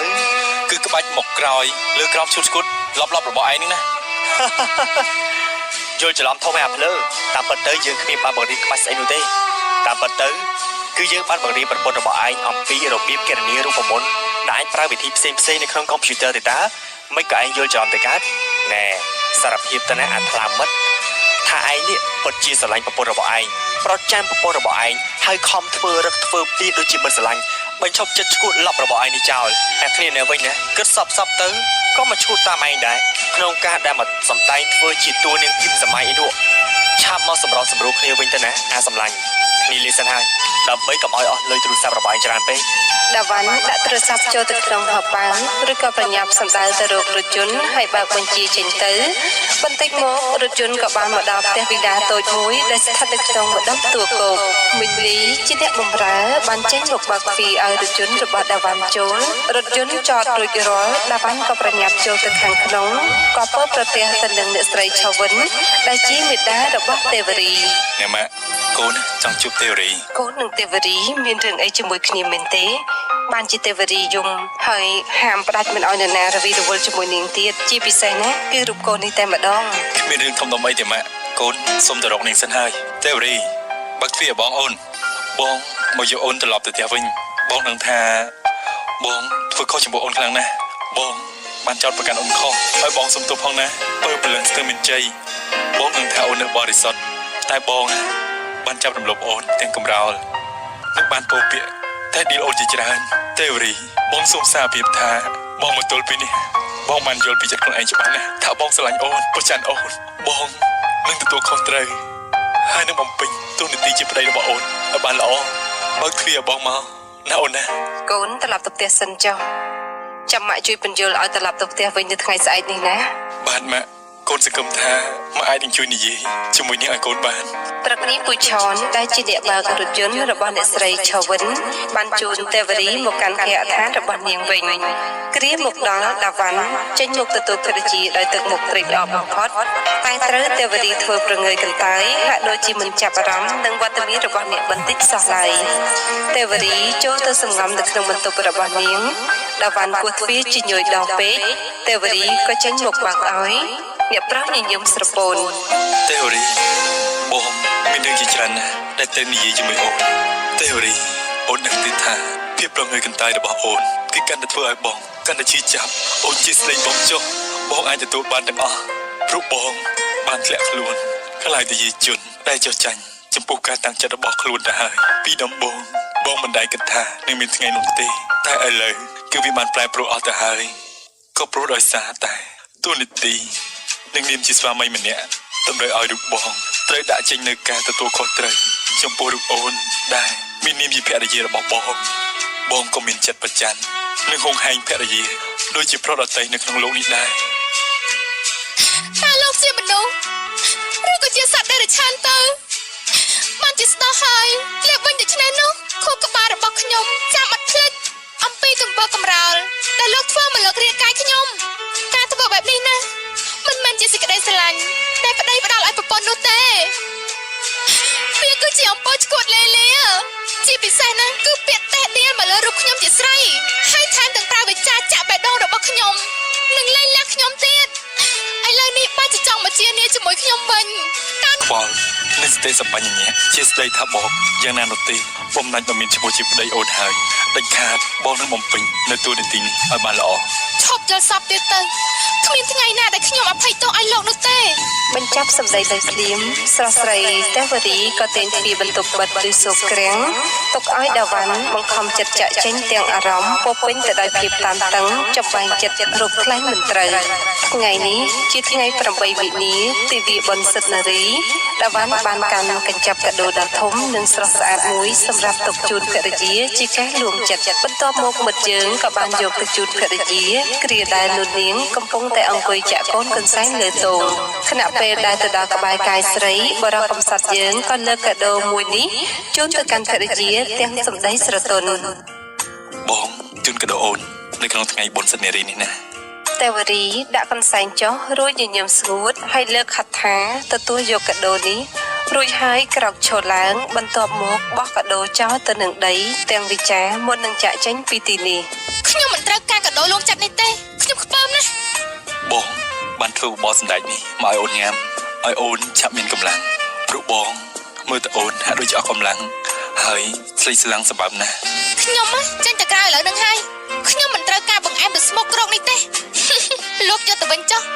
បងទៅបបរនៅលើតុនេះអូនចង់ញ៉ាំពេលណាក៏បានដែរបងទៅវិញហើយណា ទេវរីក្តៅចិត្តឆេវការបើបំរាមរបស់នាងខាងលើគ្មានប្រសិទ្ធភាពមណ្ឌវីងើបពឹងទៅលើចានបង្អែមបោះទៅតាមមាត់បង្អួចទាំងវិចារ ខ្ញុំមិនចង់ឃើញមុខកូនអញទៀតទេព្រួតប្រាថ្នាបាត់ពីមុខខ្ញុំភ្លាមទៅខ្ញុំធន់ណាស់ ដាវ៉ាន់ក៏ប្រញាប់ចាក់ចេញទៅពំនាំយកនៅភាពអស់សង្ឃឹមកាន់តែច្រើនឡើងនៅក្នុងជីវិតគូសកលរបស់អ្នកនេះដាវ៉ាន់អង្គុយរងចាំផ្លូវភរិយាឡើងផ្សារភ្នែកទៅហើយរហូតដល់ម៉ោងជាង10យប់វត្តមានរបស់ស្រីល្អយើងបានប្រកាសឃើញច្បាស់នៅមុខនឹងខ្លោងទ្វាររបស់ផ្ទះដោយមានមើលទៅជូនមុខដែរមិត្តយើងក៏ប្រញាប់ស្ទុះទៅបើកទ្វាររបងហើយមនីចូលទៅគ្រាឆំល្អដែលស្ថិតក្នុងស្ថានភាពជាជនស្រវឹង ឆាប់ចេញទៅកុំមករវីរវល់ជាមួយខ្ញុំស្អប់មុខក៏រ៉ែងខ្លាំងណាស់ តែអូនស្វឹងហើយក ុំមកចេះដល់រឿងរបស់ខ្ញុំមេត្តាចេះអផុតពីជីវិតរបស់ខ្ញុំទៅខ្ញុំមិនចង់ឃើញមុខក៏រ៉ែងទៀតទេណែគឺជាមាសជ្រែកស្នេហាខ្ញុំប្រទេសនេះគឺជារបស់ខ្ញុំមានសិទ្ធិតែណែចេញពីណាក៏បានដែរឆាប់ចេញទៅលោកយាយលោកតាមកដល់ពេលណាខ្ញុំនឹងលុបសម្បត្តិពីនោះភ្លាម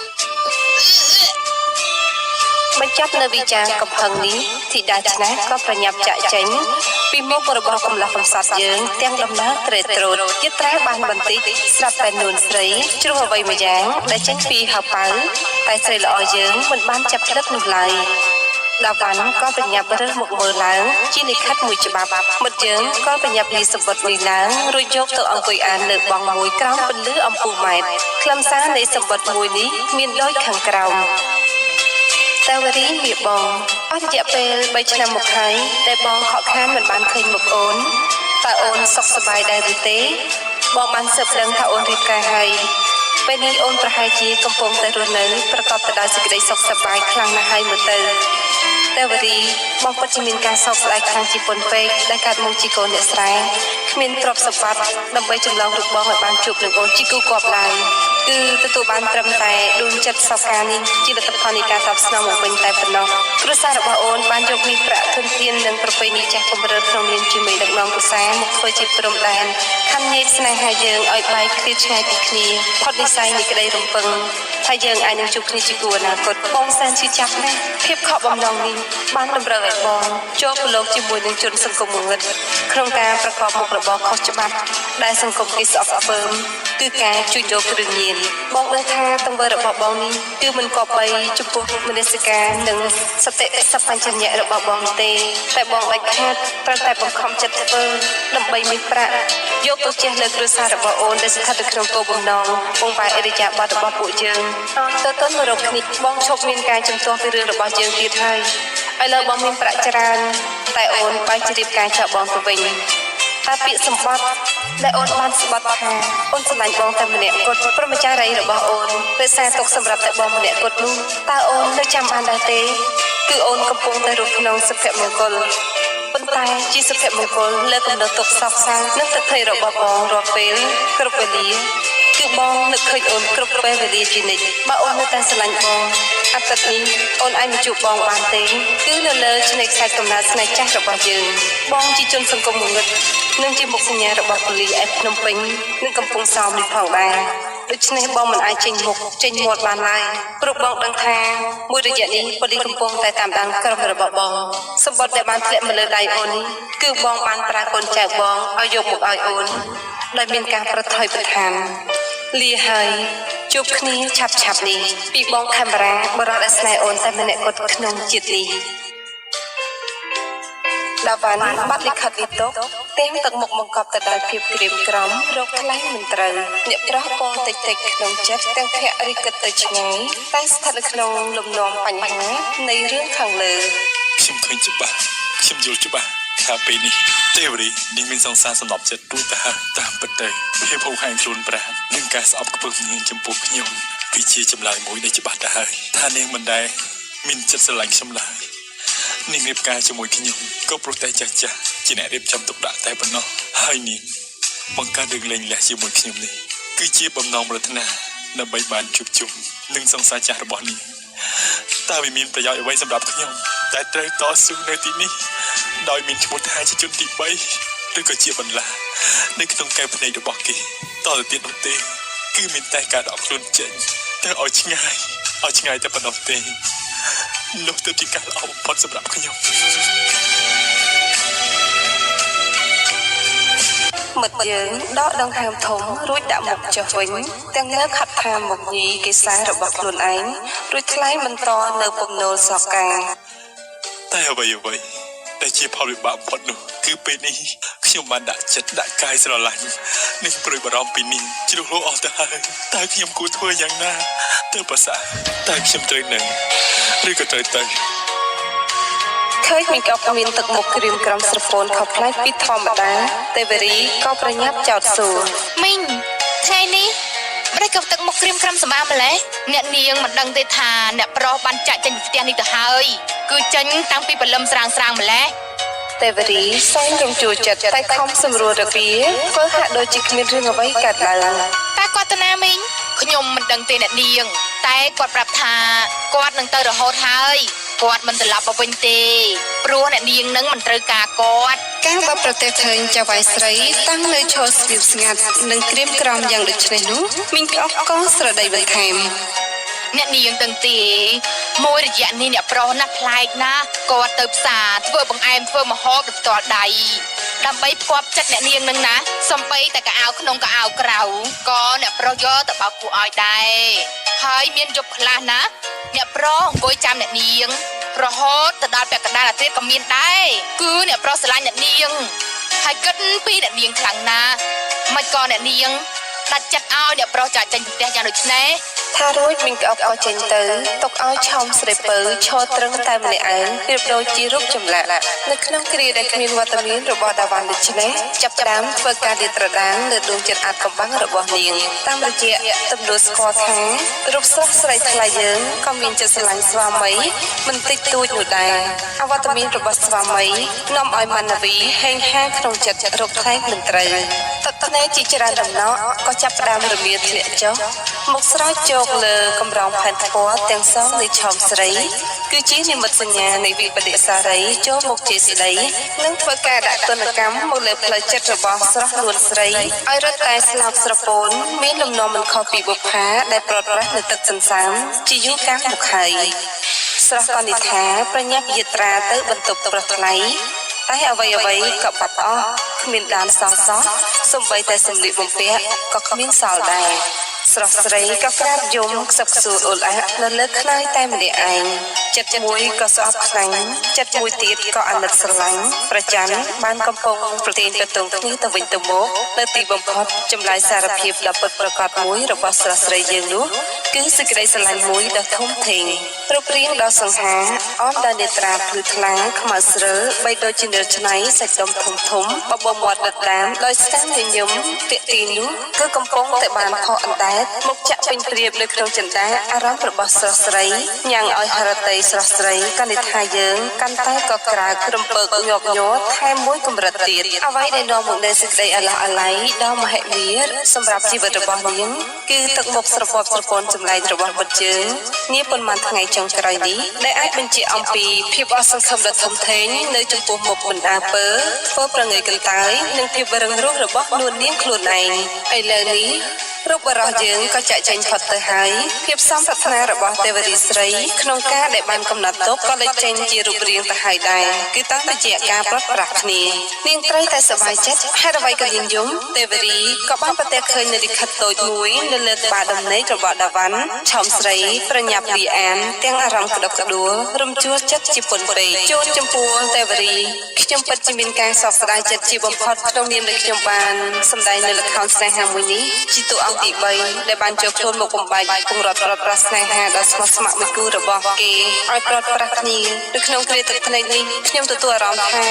រូបខ្ញុំមានការកោះឆ្កងខ្លាំងណាស់ស្ថិតនៅចំពោះមុខទឹកភ្នែករបស់បារម្ភម្នាក់ដែលស្រឡាញ់នាងដ៏ស្មោះស្ម័គ្រអស់ពីបេះដូងនោះខ្ញុំពុំមានសេចក្តីក្លាហានគ្រប់គ្រាន់សម្រាប់តតាំងច្បាំងយកតំណែងតួឯកនៅក្នុងបេះដូងរបស់នាងទេទោះជាខ្ញុំមាននាមជាស្វាមីរបស់នាងក៏ដោយហើយខ្ញុំព្រឹកតែមិនអាចសោយសុខឬក៏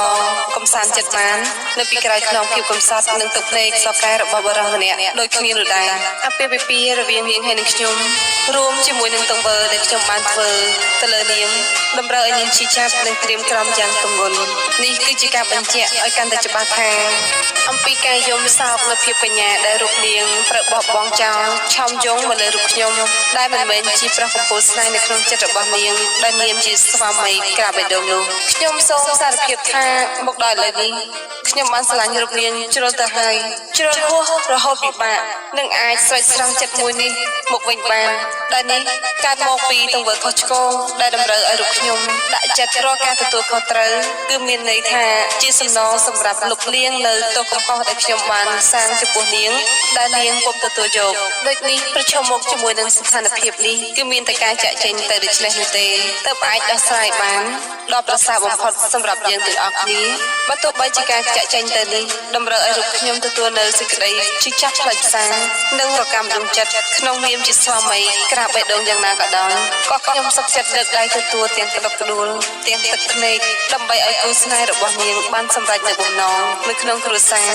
ដែលកើតមកពីការតស៊ូភក្តីបដូរផ្ដាស់រវាងគ្នានឹងគ្នានោះខ្ញុំដឹងថានាងអាចនឹងមានដំណក់ឈាមរបស់ខ្ញុំនៅក្នុងផ្ទៃរបស់នាងនៅថ្ងៃក្រោយបើមានសំណាងកូននោះអាចនឹងគង់វង្សមេត្តារក្សាគ្នាឲ្យបានល្អផងបើនាងនឹងស្វាមីថ្មីមានចិត្តទូលាយសូមឲ្យរូបខ្ញុំរាប់អានកូនផងទោះក្នុងនាមជាអ្វីក៏ដោយក៏ខ្ញុំអាចពរកូននោះបានដែរខ្ញុំស្ម័គ្រផ្លាស់ចិត្តទៅធ្វើការនៅទីឆ្ងាយហើយលារហូតតែមុនពេលដែលបងឃ្លាតចេញពីអូនទៅទឹកនោមមួយកឹកខោដែលបងបាននោមនៅក្រោមគ្រែកុំភ្លេចយកទៅចាក់ចោលផងសូមអូនទៅចាក់ចោលឲ្យបងផងព្រោះបងមិនចង់ឲ្យអូនសំណោះអាឡោះអាល័យដល់រូបបងក្នុងគ្រាដែលក្រអូបតែក្លិនគឺមានតែទឹកភ្នែកស្រណោះអាឡោះអាល័យតែប៉ុណ្ណោះដែលអាចបញ្ចាំងឲ្យឃើញច្បាស់ពីទឹកចិត្តពិតប្រាកដរបស់ស្រីស្រីដែលមានចំពោះស្វាមីកំសត់រូបនេះនួននាងយំសោកសឹកសួលអួនណែនរកកស្ទះដង្ហើមម្ដងព្រោះតែនឹកស្រណោះដល់ស្វាមីពុនពេកដែលចាប់តាំងពីថ្ងៃរៀបការមកទល់ពេលនេះនាងពុំដែលធ្វើអ្វីល្អលើស្វាមីបន្តិចទាល់តែសោះតើពេលនេះបងនៅទីណាមានដឹងអត់ថាអូននឹកបងអូនស្រឡាញ់បងអូនអាណិតបងខ្លាំងណាស់ពេលដែលគ្មានរូបបងបែបនេះទើបអូនចាប់ផ្ដើមយល់អំពីតម្លៃនៃជីវិតរស់នៅក្នុងនាមមានគូសកលនេះអូនចង់រស់នៅក្បែរបង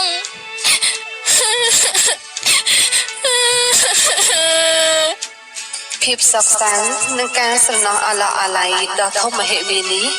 គឺបានតម្រូវឲ្យឆោមស្រីកំសត់យើងបន្លឺនៅសូរសំនៀងច្រៀងខ្លឹមសារចំនួន2ឃ្លាតែមានន័យគ្រប់គ្រាន់ក្នុងការដែលបញ្ចាំងឲ្យឃើញច្បាស់អំពីបេះដូងពិតៗនៃស្រស់កែវលឿនល្អនៅក្នុងគ្រាឥឡូវនេះសារភាពស្នេហ៍បងអូនសូមសារភាពថារំអូនស្នេហ៍ចិនឈុំកិច្ចការពីប្រស្នេហ៍ទៀតហើយណាថ្លៃស្រពនវងភេងក្រៀមក្រំដួងចិននៃស្រីប្រដេញអាឡ័យនិស័យជាកូនអូនឈុំសោកស្ដាយទីពីមកញ្ញាចិនអូនប្រាថ្នាសច្ចាស្នេហាតស៊ូភៀងក្តីសងភពវាសនាគេសារងខ្នាយបានយូតំជាគំរូគូអនាគតនេះរសៀលថ្ងៃអាទិត្យនេះឆោមស្រស់ទេវរីបានមកជួបអតីតសង្សាររបស់នាងនៅលើឆ្នេរខ្សាច់មួយនាមាត់សមុទ្រដែលស្ថិតដាច់ឆ្ងាយពីទីប្រជុំជនមនុស្សម្នាកំពុងនាំគ្នាងូតទឹកកំសាន្តកាយាអតីតសង្សាររបស់ទេវរីគឺជាបរិមួយរូបដែលមានឆោមស្រស់សង្ហាមិនចាញ់អវ៉ាន់ប៉ុន្មានឡើយរីឯអាយុទៀតសោតក៏ស្ថិតនៅក្នុងវ័យប្រហាក់ប្រហែលគ្នាផងដែរខណៈនេះគឺយើងឃើញអ្នកកំឡោះកំពុងតែនិយាយទៅកាន់ស្រស់ស្រីទេវរីដែលស្ថិតនៅក្នុងសភាពស្រពាប់ស្រពោនដុតដាមលើវង្សភ័ក្រស្រស់ស្រីតូចតាន់ទេវរីបងហៅអូនមកជុំនៅទីនេះព្រោះបងមានរឿងមួយគឺបងចង់នាំអូនទៅនៅថៃជាមួយបងនៅទីនោះគឺមានកន្លែងមួយសម្រាប់អូនបងអាចឲ្យអូនរស់នៅបានយ៉ាងស្រួលណា មិនបានទេខ្ញុំមិនអាចទៅនៅជាមួយបងបានទេ ហេតុអីទៅអូនអត់ជិះពីបងហើយមែនទេប្រាប់បងថាអូនជប់ស្រឡាញ់បងហើយ គឺខ្ញុំនៅតែស្រឡាញ់បងប៉ុន្តែខ្ញុំមិនអាចទៅរស់នៅជាមួយបងបានទេព្រោះខ្ញុំនៅមានម៉ាក់មានប៉ាមានលោកយាយជាពិសេសខ្ញុំមិនមែននៅទំនេរដូចមុនទៀតទេគឺខ្ញុំមានប្តីហើយ ខេមរ៉ាលើកហត្ថថាមកអង្រុនស្មាទេវរីទាំងវិចារចតសួរក្នុងទឹកមុខពោពេញទៅដោយភាពឈឺចាប់និងល្វីងជូរចត់ អូនស្រឡាញ់ប្តីរបស់អូនជាបងមែនទេឯណាទៅពេលដែលអូនស្បោះស្បាយជាមួយបងនោះថាជាតិនេះអូនស្រឡាញ់បងតែម្នាក់គត់នោះអី ឃើញទេវរីនៅឈរស្ងៀមមិនចេញវិចារខេមរ៉ាក៏បន្ទន់អិរិយាបថមកជានិយាយលួងលោមទេវរីដោយប្រើនៅសំនៀងទន់ភ្លន់ ស្អែកនេះទុកថកែរបស់បងឡើងទៅថៃហើយអូនត្រូវទៅតាមបងណា ខ្ញុំមិនទៅជាដាច់ខាត បងនិយាយល្អមិនស្ដាប់គឺមានតែចាប់បង្ខំហើយសូមអូនគុំបន្ទោសឲ្យបងឲ្យសោះណាគឺមកពីអូនទេដែលជាបង្ខំបងនោះ និយាយចប់ខេមរ៉ាក៏បន្លឺនៅសញ្ញាហួចហៅនៃឆើតនៃឆោមឲ្យចូលមកចាប់ទេវរីគៀកយកទៅនាគ្រាដែលនៃឆើតនៃឆោមកំពុងតែគ្រាទេវរីនោះស្រាប់តែលេចចេញនៅបរិះដែលមានរូបរាងសង្ខារដោះពុកមាត់និងពុកចង្ការស្រមោលម្នាក់ចេញមកពីគុំស្រល់ជាមួយនឹងវិចារដ៏ខេញរែងប្រកបទៅដោយឫទ្ធិអង្អែលក្លាហានបីដូចជាតួឯកនៅក្នុងខ្សែភាពយន្តហុងកុងមិនខុសទេ ឈប់សិនឯងពិតជាកំសាមែនជាមនុស្សប្រុសដល់ទៅពី3នាក់គិតចង់ធ្វើអបស្រីទុនខ្សោយតែម្នាក់ពិតជាគួរឲ្យខ្មាស់ធម្មជាតិមែនវើយ ឯងជីណារាបានជាមកចេះឈឺឆ្អើររឿងរបស់អញប្រហែលជាធុញទ្រាន់នឹងការរស់នៅទៀតហើយមែនទេបានជាមកធ្វើរឿងអួតក្អេងក្អាងនៅទីនេះនោះ យើងនេះគឺជាឪរបស់ពួកឯងដែលត្រូវចូលខ្លួនមកបដៅពួកឯងទាំងអស់គ្នានឹងដើម្បីកុំឲ្យឯងដើរចាប់កូនគេទាំងថ្ងៃដូចនេះទៀតម៉េចពួកឯងស្ដាប់បានទេអាកូនរបស់ឪ មកចោលអានេះប្រហូនខ្លាំងណាស់ប្រដៅវាឲ្យស្គាល់ឆ្នាំខ្លាំងម្ដងទៅ បើពួកឯងចង់សាក់ចូលមកពុកស្បាគុំកូនជានិច្ច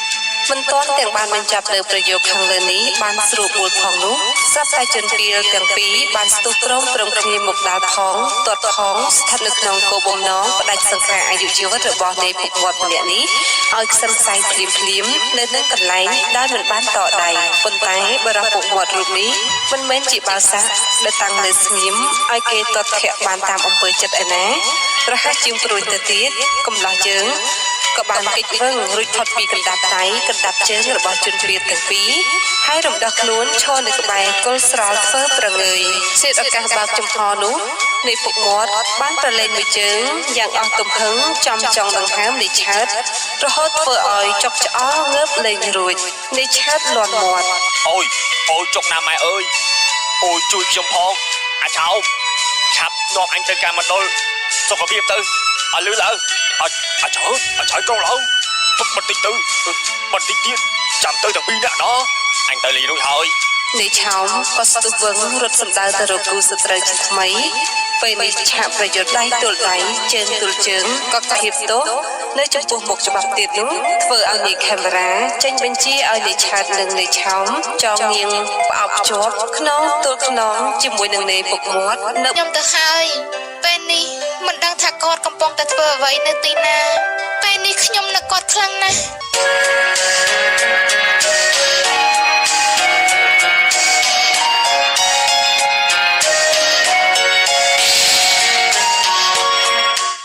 នេះនាងកំពុងយំមែនទេ ចាគឺខ្ញុំនឹកប្តីខ្ញុំពេកហ្នឹងណា មុខជាមានសេចក្តីរំភើបចិត្តខ្លាំងណាស់ហើយមើលទៅការបដងថាភរិយារបស់ខ្លួនស្រឡាញ់នឹងមានសេចក្តីនឹករលឹកដល់ខ្លួនម្លឹងនោះ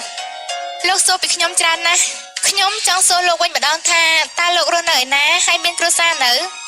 ខ្ញុំគ្មានទីកន្លែងរស់នៅប្រកបនោះទេព្រោះខ្ញុំជាជនផ្សងព្រេងដើររសាត់អណ្ដែតគ្រប់ទីកន្លែងហើយក៏ពុំទាន់មានប្រពន្ធកូនអ្វីដែរព្រោះខ្ញុំនេះចង់រស់នៅដោយមានសេរីភាព តើលោកគិតយ៉ាងម៉េចទៅទៀត មានតែបណ្ដោយទៅតាមយថាកម្មចុះ ចំណែកខ្ញុំវិញណាដាច់ខាតគឺមិនទៅរស់នៅប្រទេសថៃទេខ្ញុំសុខចិត្តខំដាច់ស្លាប់ ខ្ញុំក៏ដូចគ្នាដែរធ្វើជាមនុស្សត្រូវតែរស់នៅដោយមានសេរីភាពទើបជាការល្អមែនទេអ្នកនាង ចាប៉ាត់ហើយលោក អ្នកនាងពួកយើងប្រហែលជាគ្មានសង្ឃឹមថានឹងរួចផុតពីគ្រោះថ្នាក់នោះទេដូច្នេះពួកយើងគួរតែនាំគ្នានិយាយឲ្យបានសាយខ្លះៗដើម្បីជប់លៀងមុននឹងពួកយើងស្លាប់ទៅ តាមតែចិត្តលោកចុះ អ្នកនាងដឹងទេថាតាំងពីខ្ញុំកើតមកទល់មកខ្ញុំពេញកំឡោះគឺខ្ញុំមិនដែរបាននៅក្បែរនារីណាម្នាក់ចិត្តស្និទ្ធដូចជានៅពេលនេះឡើយហើយប្រសិនបើ ជាពួកជនពីលវាចង់យើងក្នុងលក្ខណៈឈប់បែរមុខរកគ្នាទៀតនោះគឺពិតជាប្រសើរខ្លាំងណាស់ពេលនោះអ្វីរបស់ពួកយើងនឹងបានផុសប្រសពចូលគ្នា ស្អីទៅជាអ្វីនោះ គឺភ្នែកទៅភ្នែកច្រមុះទល់ច្រមុះមាត់ទល់មាត់នឹងដើមទ្រូងប៉ះដើមទ្រូងអ្វីក៏ទល់នឹងអ្វីទៀត វាមិនអាចទៅរួចបានទេ វាពិតជាអាចទៅរួចអ្នកនាងហេតុអ្វីក៏អ្នកនាងកំណាញ់ត្រឹមតែក្នុងការឧបមាដូច្នេះទៅវិញម្យ៉ាងវិញទៀតរបស់ទាំងអស់ហ្នឹងវាគ្រាន់តែជារបស់ខ្ចីគេដែលតែគេគប់ចោលឬក៏ត្រូវគេដុតចោលទៅថ្ងៃណាមួយមិនខានដូច្នេះមិនគួរកំណាញ់ឡើយគួរតែទុកឱកាសឲ្យអ្វីបានស្គាល់អ្វីផងទៅ អ្វីវាមិនអាចប៉ះគ្នាបានទេ ហេតុអ្វីទៅ ព្រោះអ្វីរបស់លោកវាខ្ពស់ជាងរបស់ខ្ញុំដោយសារតែលោកជាមនុស្សប្រុសឯខ្ញុំនេះគឺជាមនុស្សស្រីដូច្នេះកម្ពស់របស់លោកមិនញ៉ាំគ្នាជាមួយនឹងកម្ពស់របស់ខ្ញុំទេហេតុនេះហើយទើបធ្វើឲ្យអ្វីរបស់យើងវាលៀងពីគ្នាណាចា អ្នកនាងក៏ជានារីដែលចេះនិយាយរឿងកំប្លែងម្នាក់ដែរទេតា អត់ទេព្រោះខ្ញុំនឹងថាលោកគ្រាន់តែចង់បង្កបរិយាកាសនេះរីករាយតែប៉ុណ្ណោះ បានហើយអ្នកនាងបត់ភ្នែកស្ងំទៅដើម្បីឲ្យចិត្តបានស្ងប់សុខខ្លះ ចាលោកក៏ដូចគ្នាដែរណា អ្នកនាងចង់ស្ដាប់ខ្ញុំច្រៀងទេចាំខ្ញុំច្រៀងឲ្យអ្នកនាងស្ដាប់ណា ល្អណាស់លោកច្រៀងមកចោះខ្ញុំចាំស្ដាប់ នាយពុកមាត់ចាប់ផ្ដើមច្រៀងក្រហមស្រាលថ្នមប្រកបដោយទឹកដមសំនៀងយ៉ាងផ្អែមស្រទន់ត្រជាក់ដល់បេះដូងបន្តិចក្រោយមកក៏បាត់ស្ងាត់សូរសំឡេងលុយបាត់ដោយសារតែនាយពុកមាត់លងលក់ក្នុងដំណេកអង្គុយនេះផុតទៅហើយភ្លៀងចាប់ផ្ដើមរាំងដាច់ក្របភ្លាមស្រាប់តែលឺសូរសំឡេងលេតាប់គ្នាយ៉ាងខ្លាំង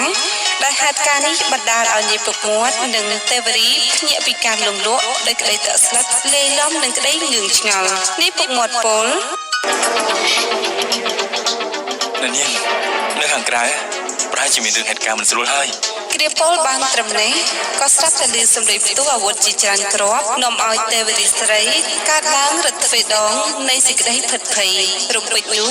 ក៏ស្រាប់តែចេញស្រមោលរូបបុរសម្នាក់ដែលចូលមកក្នុងបន្ទប់ឃុំឃាំងនេះដោយអាការៈប្រយ័ត្នប្រយែងជាទីបំផុតនាគ្រាដែលចូលមកដល់បុរសនេះក៏បានដកកាំបិតស្នៀតចេញពីខោមកកាត់ផ្ដាច់ខ្សែចម្ដងឲ្យជនរងគ្រោះទាំងពីរជាបន្ទាន់ទេវរីស្រីសម្លឹកបុរសចម្លែកទាំងវាចាញ់ លោកគឺជា ខ្ញុំគឺជាអធិការរោប្រណិតជាមិត្តរបស់ប្តីរបស់អ្នកនាងនោះអី ចុះមិនក៏លោកដឹងថាខ្ញុំនៅទីនេះ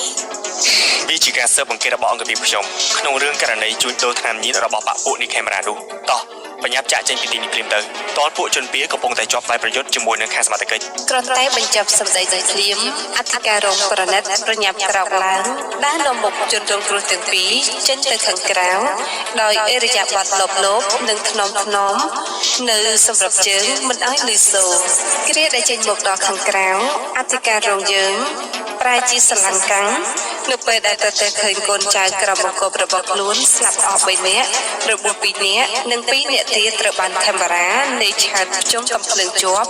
រីឯនៃឆោមរួមជាមួយនឹងបពុរបស់គេប្រមាណ5នាក់ទៀតត្រូវបានស្លាប់ដោយសារស្នាដៃរបស់ប៉ូលីសនៅក្នុងការរងទូអាវុធមុននេះផងដែរខេមរានិងនៃឆាតជុំប៉ូលីសម្នាក់ទាំងបានសម្ដៅបរោគពីអធិការរងប្រណិតរបស់យើង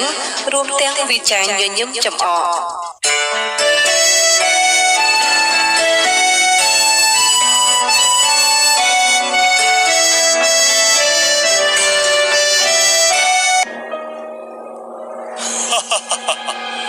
ចង់ដកសង្សាររបស់យើងទៅណាខេមរ៉ាយល់ល្អឯងគួរតែដាក់អាវុធចុះហើយចូលខ្លួនទៅសារភាពពីទោសកំហុសរបស់ឯងទៅច្បាប់អាចនឹងសម្រាប់ទោសរបស់ឯងបានណាគ្មានផ្លូវទេគុំសង្ឃឹមឲ្យសោះនោះខេមរ៉ាសារជាតិរបស់ឯងមិនមែនជាមនុស្សអាក្រក់ទេគ្នាដឹងថាឯងមានវិបត្តិផ្លូវចិត្តទើបឯងធ្វើបែបនេះឯងដឹងទេថានេះគឺជាទង្វើខុសច្បាប់ឯងគឺជាជនដែលច្បាប់តាមប្រម៉ែងរហូតទោះឯងជាអ្វីឯងក៏គេចមិនផុតពីខ្សែភ្នែករបស់សមត្ថកិច្ចដែរពល ឯងគ្មានជោគសម្ដាងលើផ្លូវដែលឯងកំពុងតែដើរនោះទេឯងសម្លាប់សមត្ថកិច្ចហើយឥឡូវនេះឯងកំពុងតែគំរាមអាយុជីវិតរបស់ប៉ូលីសមូលដ្ឋាននៃទឹកដីនេះទៀតផងណាទោសកំហុសរបស់ឯងនោះគឺកាន់តែធំឡើងហើយពួកឯងពូកែតាមដានយើងណាស់មែនទេយើងក៏ដឹងខ្លួនដែរថាការបង្ហាញខ្លួនរបស់យើងលើកនេះគឺមានពេលនៅទីនេះប៉ុន្តែដើម្បីសង្សារសម្ដែងរបស់យើងតែប៉ុណ្ណោះគឺដាច់ខាតយើងត្រូវតែបដូរខេមរ៉ាឯងកុំរើរូបពេកតាបានទេឯងគឺជាមិត្តរបស់យើងតាំងតែពីនៅតូចឯងស្លូតបុតខ្លាំងណាស់ ឈប់និយាយឥឡូវនេះបើឯងប្រកល់អូនទៀមរីឲ្យយើងហើយឯងដើរចេញពីទីនេះយើងនឹងទុកជីវិតប៉ូលីសដែលពូកែរាយការណ៍នៅទីនេះឲ្យរស់បន្តទៀតតែបើឯងមិនព្រមទេប៉ូលីសពីរក្បាលនេះនឹងត្រូវស្លាប់ហើយរវាងឯងនិងយើងនឹងត្រូវហត់ឈាមគ្នាហើយ ស្ថិតក្នុងស្ថានភាពទាល់ច្រកដូចនេះអធិការរងយើងពិបាកក្នុងការធ្វើសេចក្តីសម្រេចចិត្តណានិងធ្វើការជ្រើសរើសថាយកមួយណានោះនៅចំពោះព្រឹត្តិការណ៍នេះដែរទេវរីស្រីចេញយកនិយាយដោយមុខស្មើតែបង្កប់ទៅដោយភាពក្លាហាន បងខេមរ៉ាដាច់ខាតខ្ញុំមិនព្រមទៅរស់នៅជាមួយបងឡើយខ្ញុំមិនអាចរស់នៅក្នុងស្ថានភាពលុយលាក់ជាមួយពួកសង្គមងឹតដូចជាបងនោះទេតែភាពស្លូតត្រង់របស់បងជាបរិបទដែលមានគុណធម៌របស់បងនោះវាបាត់ទៅណាហើយទោះខ្ញុំស្លាប់ក៏ដោយចុះក៏ខ្ញុំមិនព្រមទៅរស់នៅជាមួយបងដែរ ល្អណាស់អញ្ចឹងបងនៅបញ្ចប់ជីវិតអាប៉ូលីម្នាក់នេះនៅនឹងចំពោះបងអូនចុះ ខេមរ៉ាបំរុងតែកោះកាយកំភ្លើងដើម្បីផ្ដាច់ជីវិតរបស់ប៉ូលីសរូបនេះទៅហើយនោះក៏ស្រាប់តែអធិការរងប្រណិតស្រែកហ្វាស់ឡើង ខេមរ៉ាមកចាត់ខាងក្រោយ ឆ្លៀតឱកាសតែខេមរ៉ាបានធ្វើប្រហែសដោយងាកមកខាងក្រោយនោះអធិការរងប្រណិតបានប្រឡែងកពិតស្នៀតដល់លឿនព្រួញបោះទៅទម្លុះដៃស្ដាំរបស់ខេមរ៉ាបាញ់ឈាមរាវដូចជាអាកមន់រហូតធ្វើឲ្យនាយខេមរ៉ាត្រូវបានធ្លាក់កំភ្លើងពីដៃឯនាយឆើតក៏ត្រូវបានប៉ូលីសចាប់ជាពេលដល់កម្រនេះដែរកាច់ភ្នែកដៃអុកកំភ្លើងក៏ជ្រុះបាត់ពីដៃដូចគ្នាដែរពេលនេះឆាកប្រយុទ្ធរវាងដៃនិងដៃជើងនឹងជើងក៏បានកាត់ឡើងយ៉ាងប្រសិទ្ធប្រសើរនាយឆើតតតាំងជាមួយនឹងប៉ូលីសមូលដ្ឋាន2នាក់ឯខេមរ៉ាវិញត្រូវបានអធិការរងប្រណិតនិងនាយពុកមាត់រួមកម្លាំងគ្នាសង្គ្រប់ទៅលើគេយ៉ាងខ្លាំងក្លាប្រៀបបីដូចជារាជសីកំពុងតែបញ្ចេញនៅរដ្ឋានុភាពបង្អួតបរិកគឺល្អមើលបីដូចជាការសម្ដែងនៅក្នុងខ្សែភាពយន្តចិនដូចនេះដែរថ្មីដៃរបស់ខេមរ៉ាគឺពិតជាមិនធម្មតានោះឡើយស័ក្តិសមជាឈ្មោះថាជាបងធំក្រុមជនសង្គមងងឹតមិនខុសមែនអធិការរងប្រណិតរួមជាមួយនឹងនាយពុកមាត់រួមកម្លាំងគ្នាប៉ុណ្ណឹងទៅហើយនាយខេមរ៉ាដែលមានដៃរបួសផងនោះនៅតែអាចតស៊ូបានយ៉ាងអង្អាចជាទីបំផុតហាក់បីដូចជាគ្មានសញ្ញាថាឬថយសោះឡើយសាមគ្គីគឺជាកម្លាំងចលករដ៏សំខាន់បំផុតអធិការរងប្រណិតបានវត្តចំមួយជើងចំពោះទឹករបស់ខេមរ៉ាធ្វើឲ្យរូបគេរៀងស្រងោលបន្តិចតែនៅតែអាចបន្តវេបកមកវិញបានលើគូសត្រូវយ៉ាងត្រដប់ប្រសងទាំងកណ្ដាប់ដៃនិងកណ្ដាប់ជើងគឺលន់សូសន្ធឹកគួរឲ្យស្រៀវសាច់ដែលជាហេតុនាំឲ្យគូប្រយុទ្ធពិបាកធ្វើការបដូរបានដែលចំណុចនេះធ្វើឲ្យអធិការរងប្រណិតយើង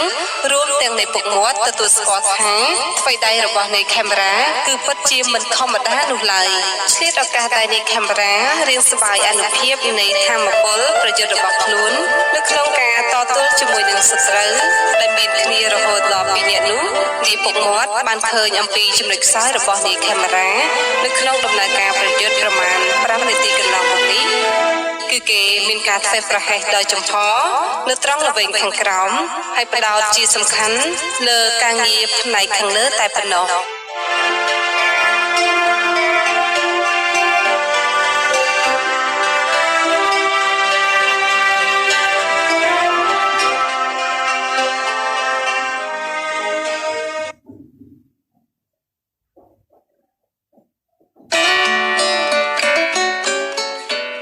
បានអំពីចំណុចខ្សោយនេះហើយនាយពុកមាត់ក៏បានប្រក្បាច់កាប់ចានចាំពេញទំហឹងមួយចំក្បាលពោះរបស់ខេមរ៉ាធ្វើឲ្យតួខេមរ៉ាត្រូវប៉ើងទៀតទៅនឹងជញ្ជាំងហើយចេញឈាមតាមមាត់និងច្រមុះខេមរ៉ាគ្រានេះកំពុងតែដួលផ្កាប់មុខទៅលើកម្រាលឥដ្ឋចាប់ភ្នែកកលេចមើលទៅឃើញកំភ្លើងរបស់គេធ្លាក់គៀនហឹបមួយខេមរ៉ាញញឹមហើយក៏ស្រវាវាកាន់ជាប់កំភ្លើងនោះឡើងរហ័សដោយភ្នែកបន្ទោដោយបានលើកតម្រង់ចំក្បាលរបស់អធិការរងយើងក្នុងបំណងដើម្បីផ្ដាច់ជីវិតស្រាប់តែនាយខេមរ៉ាក៏របូតកំភ្លើងនេះចេញពីដៃវិញដោយស្នាដៃរបស់ប៉ូលីសមូលដ្ឋានដែលបានប្រយុទ្ធឈ្នះជាមួយនឹងនាយឆើតមុននេះលុបបាញ់ពីក្រោយចំខ្នងពីគ្រាប់ដែលខណៈនេះខេមរ៉ានៅសល់តែដង្ហើមចុងក្រោយតែប៉ុណ្ណោះបរិសុទ្ធជនរងគ្រោះយើងរេភៈទៅរកទេវរីស្រីដែលកំពុងតែឈរតក់ស្លុតជាមួយនឹងហេតុការណ៍ដ៏គួរឲ្យរន្ធត់នេះខេមរ៉ាញញឹមទាំងវងភ័ក្រស្លោកស្រពោនទៅកាន់អតីតសង្សាររួចក៏វិចារស្នាសំលៀងឲ្យនៅក្បែរកាយ របស់អ្នកទោះជាយ៉ាងណាខេមរាក៏ជាអតីតគូស្នេហ៍ដ៏ស្មោះត្រង់របស់នាងដែរដូច្នេះទេវរីត្រូវតែស្រយុតស្រយំចិត្តនិងស្រក់ទឹកភ្នែកមកជាធម្មតាស្រស់ស្រីក៏ស្ទុះត្រកងកាយអតីតសង្សារទាំងនេត្រាហូររហាមខេមរាញញឹមលេឈាមហូរតាមវត្តនឹងច្រមុះបុរសលើកហត្ថាទាំងញ័រទៅត្រើកមកកដោបប្រអប់ដៃស្រីរួមទាំងវិចារទាំងទឹកភ្នែកចុងក្រោយមុននឹងមច្ចរីមុខធ្វើការដង្ហែប្រលឹងរបស់អ្នកចាក់ចេញពីឋានលោកនេះ ឲ្យបងសុំទោសផងណាដែលបងបានប្រព្រឹត្តខុសខ្លួនជាជនសង្គមស្អប់ខ្ពើមតែអ្វីដែលបងបានធ្វើទៅនេះនោះក៏ព្រោះមកពីបង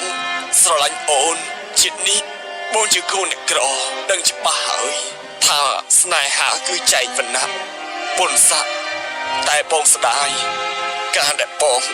បានជ្រុលខ្លួនដើរផ្លូវខុសនេះគឺជាលទ្ធផលខុសច្បាប់របស់បង បងធ្វើមិនយាយទៅ បងមានសំណាងណាស់ដែលដង្ហើមចុងក្រោយរបស់បងត្រូវផុតពីលោកនេះនៅលើដៃស្រីដែលបងស្រឡាញ់បងអស់បានឃើញមកអូនទៀតហើយអូនត្រូវថែខ្លួនណាឲ្យបងសុំទោសដែលបងខឹងអូនខ្លាំងបងមិនបានគិតវែងឆ្ងាយហើយបងយកអូនខំនៅក្នុងបន្ទប់បងមានវិបត្តិស្រីខ្លាំងណាស់ អូនមិនដែលខឹងនឹងបងទេ ផុតនៅវិចារទឹកភ្នែកនេះបុរសកំសត់ស្នេហ៍យើងបានផុតរលត់ដង្ហើមទៅហើយដោយបានបន្សល់ទុកនៅសំណោកយំខ្សឹបខ្សួលអំពីសំណាក់ឆោមស្រស់ទេវីយើងទាំងអស់គ្នាបានសម្ដែងនៅសេចក្តីក្រៀមក្រំយ៉ាងខ្លាំងបំផុតចំពោះដំណើររឿងរបស់ខេមរានេះ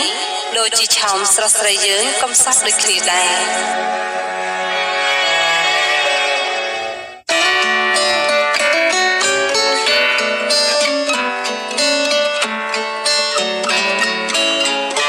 ក្នុងផ្ទៃរបស់ទេវរីចាប់ផ្ដើមធំកាណា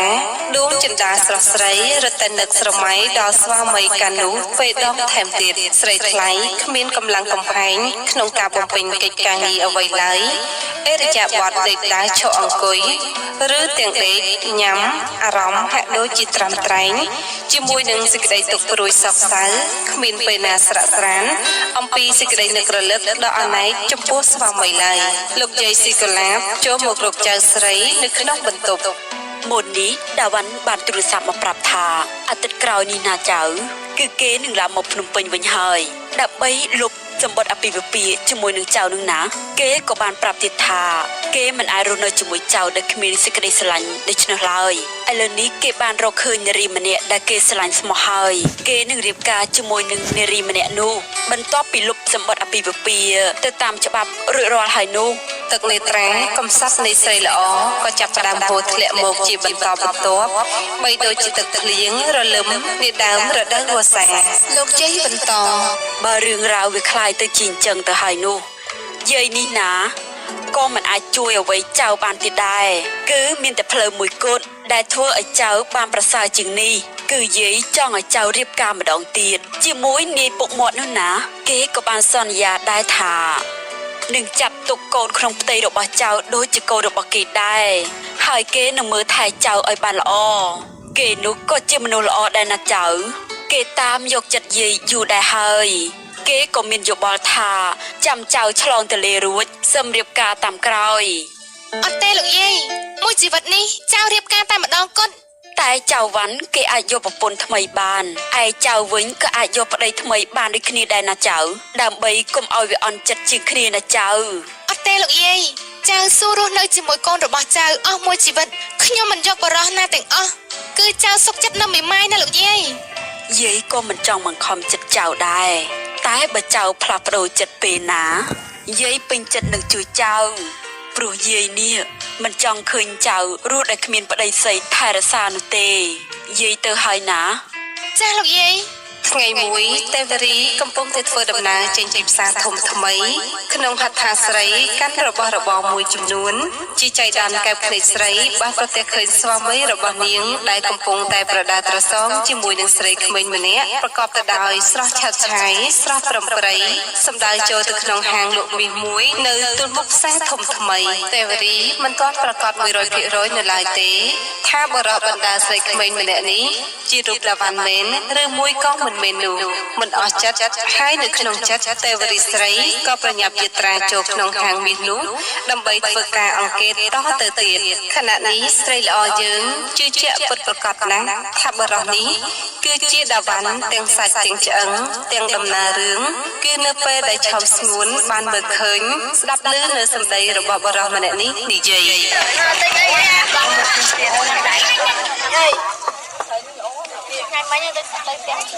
អូនចិញ្ចៀនមួយវងនេះអូនពេញចិត្តដែរទេបើអូនពេញចិត្តណាចាំបងទិញឲ្យអូនសម្រាប់ថ្ងៃភ្ជាប់ពាក្យណាគឺបន្ទាប់ពីបងលោកសម្បត្តិអាពាហ៍ពិពាហ៍ជាមួយនឹងប្រពន្ធដើមរួចរាល់ហើយនោះ ចាបងអូនពេញចិត្តខ្លាំងណាស់ បើអញ្ចឹងអូនលោមើលទៅ ទេវរីបង្ខំចិត្តបោះជំហានចេញទៅទាំងលហិតលហៃហាក់រកកម្លាំងកំហែងគ្មាននៅក្នុងខ្លួនបន្តិចសោះណា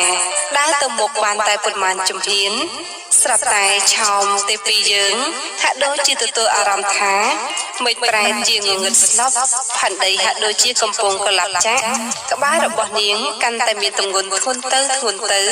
ដែលជើងទាំងសងខាងរបស់នាងមិនអាចទ្រាំទូកាយរបស់នាងតទៅទៀតបានឡើយ បន្តិចមកស្រាប់តែរូបស្រីកំសត់ក៏ដួលសន្លប់ទៅនឹងចិញ្ចើមថ្នល់បាត់មាត់សន្ឈឹងមនុស្សម្នាក៏ផ្អើលនាំគ្នាមើលឈូឆរភ្ញាក់ខ្លួនឡើងនួនស្រីគឺកំពុងស្ថិតនៅក្នុងមន្ទីរពេទ្យមួយនៅក្បែរខ្លួនស្រី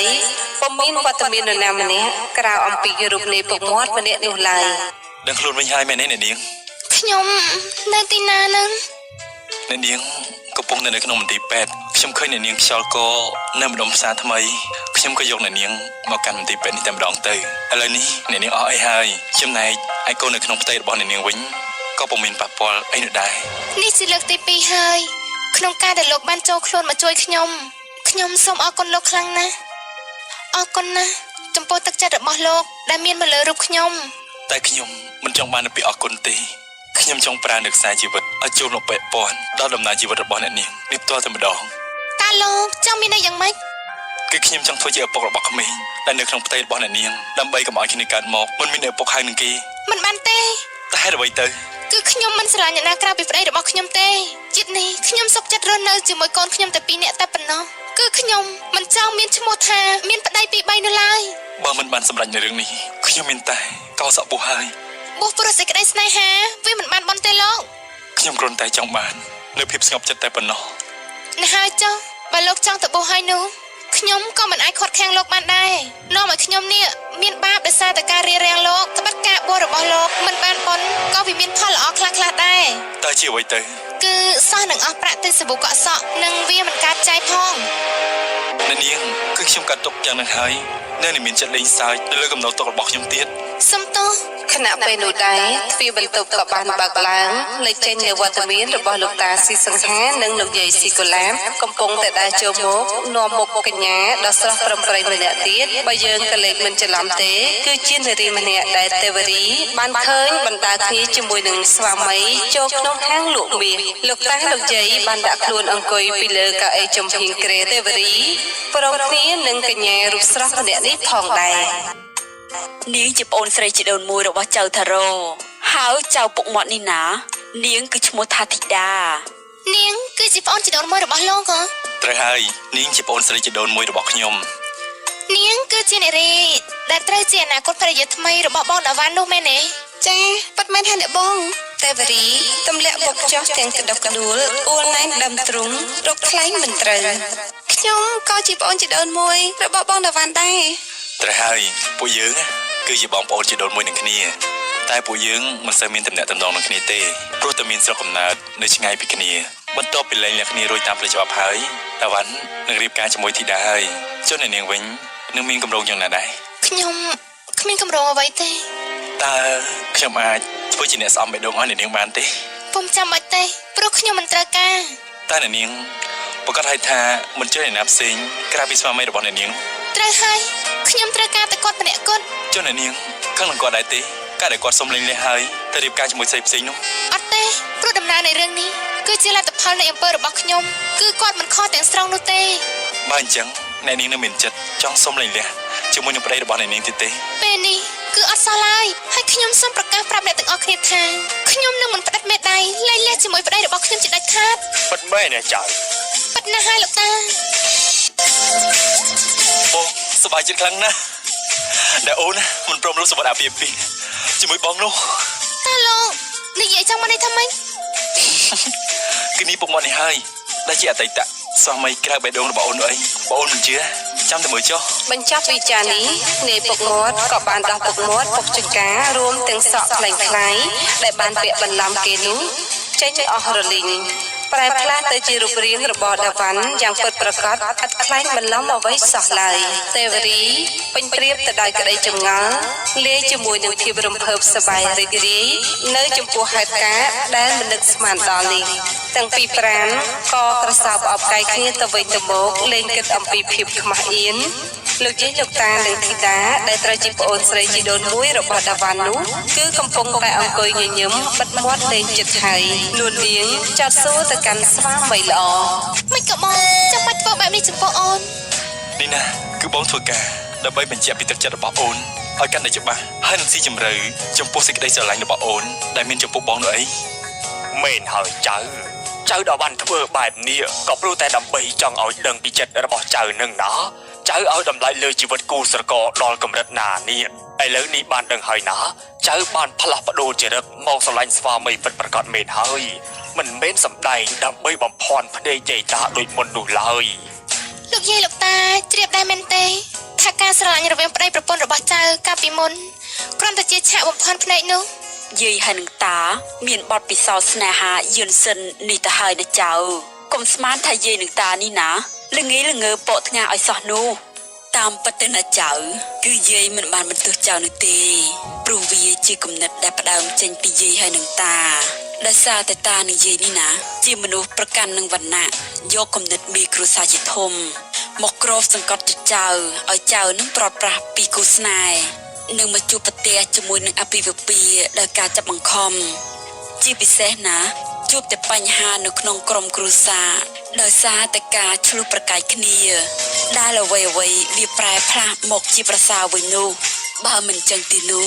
យាយច្បាស់ជាមានវិបដិសារីអស់មួយជីវិតហើយដោយសារតែគំនិតប្រកាន់វណ្ណៈនេះរួមទាំងការប្រើអំណាចជាមេគ្រួសារទើបធ្វើឲ្យចៅខ្លាយទៅជាបែបនេះហើយយាយក៏មិននឹកស្មានថាកាមេរ៉ាគេតស៊ូស្រឡាញ់ចៅដល់ថ្នាក់នេះដែរព្រោះតែរូបចៅនេះណាទើបគេប្រព្រឹត្តអំពើខុសច្បាប់ហើយអ្នកដែលប្រព្រឹត្តអំពើខុសច្បាប់នេះគឺរមែងតែជួបលទ្ធផលនីតិបញ្ចប់បើមិនស្លាប់ក៏ត្រូវទៅជាប់គុកដែរណាចៅ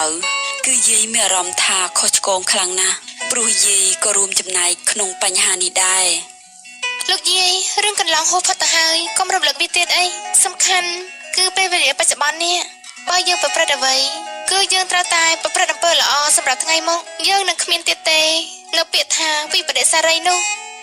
មែនហើយចៅដឹងទេថាបន្ទាប់ពីយាយបានទៅតាំងសិលធ្វើសមាធិកម្មដ្ឋានមួយរយៈមកធ្វើឲ្យយាយនេះមានចិត្តជ្រះថ្លាកាន់តែខ្លាំងពីថ្ងៃនេះតទៅណាយាយនឹងខិតខំកសាងអំពើល្អជាកុសលដោយចំណាយប្រាក់កាសចូលរួមចំណែកក្នុងការកសាងសាលារៀនវត្តអារាមជីកអណ្ដូងឬក៏លើកផ្លូវនៅក្នុងស្រុកកំណើតរបស់យាយហើយណាដើម្បីជួយជាការអភិវឌ្ឍសង្គមជាតិរបស់យើងព្រោះថាការខិតខំហួងហែងទ្រព្យសម្បត្តិទុកវាមិនមែនជារឿងល្អនោះទេព្រោះថាយើងទាំងអស់គ្នានឹងកើតមកស្រាតទេពេលទៅវិញណាក៏ខ្លួនទៅដូចតែគ្នាដែរនឹងគឺគ្មានអ្វីយកទៅជាមួយបានសោះឡើយដូច្នេះគួរតែសន្សំទុកនៅគុណបំណាច់ខ្លះនៅក្នុងសង្គមជាតិរបស់យើងណានាវេលាដែលកំពុងតែមានដង្ហើមដកនៅឡើយ ខ្ញុំម្នាក់វិញក៏ដូចជាយាយវាឯងដែរ ចុះតាវីឯងមិនគិតដូចខ្ញុំខ្លះទេអីនៅថ្ងៃខាងមុខនេះណាពេលដែលយើងមានចៅទួតចៅលាហើយពួកគេមានកូនមានចៅពេញវ័យរៀបការគឺយាយតាយើងទាំងពីរនេះណាឈប់រវីរវល់ពីរឿងពួកគេទៀតហើយគឺយើងត្រូវទុកសិទ្ធិសេរីភាពឲ្យពួកគេក្នុងការរើសគូសកលនេះណាដោយខ្លួនរបស់ពួកគេផ្ទាល់ទៅតាមការពេញចិត្តពេញថ្លើមយើងណាត្រូវគោរពលទ្ធិប្រជាធិបតេយ្យគឺដាច់ខាតមិនត្រូវប្រើសិទ្ធិអំណាចមេគ្រួសារនេះ ទៅធ្វើការចាប់បង្ខំពួកគេឲ្យពួកគេរៀបការដោយគ្មានចិត្តលើគ្នានោះឡើយព្រោះទង្វើនេះណាលទ្ធផលគឺមានតែខ្លោចផ្សាក្នុងចិត្តតែប៉ុណ្ណឹងណាខ្ញុំនិយាយអញ្ចឹងតើត្រឹមត្រូវដែរទេតាវា ខ្ញុំពិតជាគ្រប់គ្រងយាយវាឯង 100% តែយាយវាឯងអានេះនេះទេដែលនិយាយភ្លេចគិតបន្តិចហើយណា ភ្លេចគិតពីរឿងអ្វីទៅតាវា គឺយាយវាឯងនេះហើយនិយាយបែបនេះមានតែយាយវាឯងនឹងដែលមានជីវិតរស់នៅបានជិតមួយសតវត្សទៅហើយទើបអាចនៅដល់ចំនួនកូនចៅទួតចៅលួតចៅលារបស់យើងនោះណា អើមែនតាវាខ្ញុំភ្លេចខ្លួនស្មានតែឆ្នាំនេះឆ្នាំអូន16តើបើអញ្ចឹងចំពោះការទុកដាក់គូសកលឲ្យកូនចៅនេះណាគឺទុកលទ្ធភាពឲ្យឪពុកម្ដាយរបស់គេជាអ្នកមើលការខុសត្រូវទៅចោះឯពួកយើងនេះណាជាអ្នកត្រួតពិនិត្យខាងលើមកវិញ ទាំងអស់គ្នាញញឹមពុពេញនៅក្តីជ្រះថ្លាចិត្តឥតមានឡើយនៅសេចក្តីសៅហ្មងទាំងឡាយទាំងពួងនៅលើភ្លឺស្រែក្បែរដំបូកមួយស្ថិតនៅក្នុងស្រុកមេមត់ខេត្តកំពង់ចាមដាវ៉ាន់និងភរិយាកំពុងតែអង្គុយសាសងវិចាដោយប្រើទឹកដងវិចាដល់ពីរោះផ្អែមល្ហែមព្រមទាំងចៅនេត្រាទៅធ្វើការគយគន់មើលទេសភាពវាលស្រែនៃខែវស្សាដែលមានសន្ទុំកំពុងតែបីគុំមានពណ៌បៃតងស្រស់បំព្រងឆើតឆាយមុខលាត្រដាងលើផ្ទៃផែនភពរបស់យើងនេះធ្វើឲ្យរដ្ឋមានភាពស្រស់ត្រកាលធ្វើឡើងនៃសុខភាពក្នុងរដូវវស្សាដែលគួរឲ្យទាក់ទាញចិត្តចិន្តាអារម្មណ៍ក្នុងការគយគន់មិនចេះចិនដៃស្របជាមួយនឹងខ្យល់ជំនោរខែវស្សាកំពុងតែបក់រំភើយផងនោះបានញ៉ាំងឲ្យផ្ទៃវាស្រែដល់ល្វឹងល្វើយឧបមាបានទៅនឹងសមុទ្រពណ៌បៃតងដែលមានរលករំជួយតិចហើយព្រំប្រទល់ហាក់ទៅតប់ជាប់នៅឯលាជើងវិញម្ខាងឆ្ងាយដាច់អាឡ័យនៃដួងនេត្រា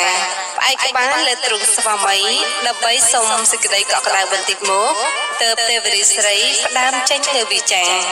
បងរើបានសម្បត្តិរបស់បងខេមរាអូនគិតថាបងពិតជាអស់ចិត្តពីអូនហើយបានជាបងចាក់ចេញពីអូនយ៉ាងដូចនេះ ជាការផ្ទុយទៅវិញទេគឺតាមរយៈលិខិតអតីតម្ចាស់ស្នេហ៍របស់អូនហើយដែលធ្វើឲ្យបងបារម្ភពីអូនកាន់តែខ្លាំងឡើងក៏ព្រោះតែបងមិនទុកចិត្តចំពោះនេះខេមរាអីគេនោះព្រោះគេមិនមែនជាមនុស្សល្អនោះទេទើបបានជាបងតាមដានអូនហើយនឹងបន្លំធ្វើជានេះពុកមុននោះណា អូនណាស្មានតែបងជាដំឡូងមូលដែលអត់ចេះអីតាមពិតណាបងចេះក្បាច់គុនច្រើនណាស់ថែមទាំងពូកែតុបតែងខ្លួនកែសម្លេងរហូតធ្វើអូននេះគ្មានការនឹកខ្នងថានាយពុកមាត់នោះគឺជាបងសោះ គឺមកពីបងជាមនុស្សពូកែលេខកំណត់ហ្នឹងណាបងទៅតាមអូនក៏ព្រោះតែបងចង់សើបបណ្ដឹងច្បាស់ថាតើខេមរានោះមានកិច្ចការអ្វីចំពោះអូនបងបានលបលឺស្ដាប់អូននិយាយជាមួយខេមរាថាអូនស្រឡាញ់បងពេលនោះបងមានចិត្តរំភើបខ្លាំងណាស់ ពាក្យសម្ដីដែលអូននិយាយចេញមកនេះគឺជាពាក្យសម្ដីដែលផុសចេញពីបេះដូងរបស់អូនពិតៗអត់មានខ្លែងបន្លំនោះទេ តើអូនមានចិត្តលើបងតាំងពីពេលណាមក តាមពិតទៅគឺអូនខ្លាញ់បងខឹងបងរួមទាំងស្អប់គឺហាក់ដូចជាបង្កប់នៅសេចក្តីស្រឡាញ់ជាមួយបងយូរមកហើយដែរគ្រាន់តែអូនពុំហ៊ានបង្ហាញឲ្យបងដឹងនាំតែបងបានចិត្តតែអូនចាប់ផ្ដើមលិចលង់ចិត្តលើរូបបងខ្លាំងគឺនៅពេលដែលបងចាក់ចេញពីអូននោះបងដឹងទេថាពេលនោះអូនពិតជាខ្លាចផ្សាខ្លាំងណាស់គឺរកអ្វីព្រៀបផ្ទឹមឲ្យស្មើបំបាននោះឡើយ ចអូនមានប្រច័ណ្ឌបងដែរទេ ជាមួយអ្នកណា គឺពីសម័យនោះអី អូនហ្នឹងឯងប្រច័ណ្ឌបងជាមួយបងពីសម័យគ្មានផ្លូវទេអូននឹងស្រឡាញ់គាត់តែស្រឡាញ់ក្នុងនាមជាបងប្រុសតើ ពេលអូនឯងនៅថាពីសម័យជាប្រុស ប្រពន្ធរបស់បងគឺជាមនុស្សដែលឆ្លាតអញ្ចឹងបងមិនអាចលាក់បាំងជាមួយអូនបាននោះទេ ហើយបងឯងដឹងទេបងពីសម័យថែមទាំងបង្រៀនអូនឲ្យចេះអ៊ីតអីទៀតផង ហ៊ានបរិបបងបងឲ្យចេះអ៊ីតផង គឺបង្រៀនអូនឲ្យចេះអ៊ីតបងឯងនោះអី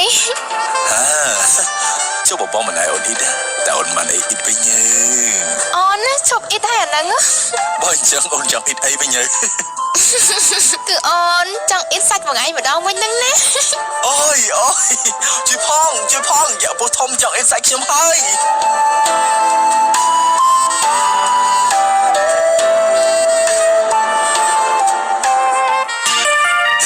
រឿងស្វាមីក្រៅបេះដូងចប់ដោយបងរីបូសូមអរគុណ ចំពោះការតាមដានស្ដាប់របស់ប្រិយមិត្តអ្នកស្ដាប់តាំងពីដើមរហូតដល់បញ្ចប់សូមគោរពជូនពរលោកលោកស្រីប្រិយមិត្តអ្នកស្ដាប់ទាំងអស់ជូនពរសូមឲ្យមានសុខភាពល្អសំណាងល្អរកទទួលទានមានបានសូមអរគុណ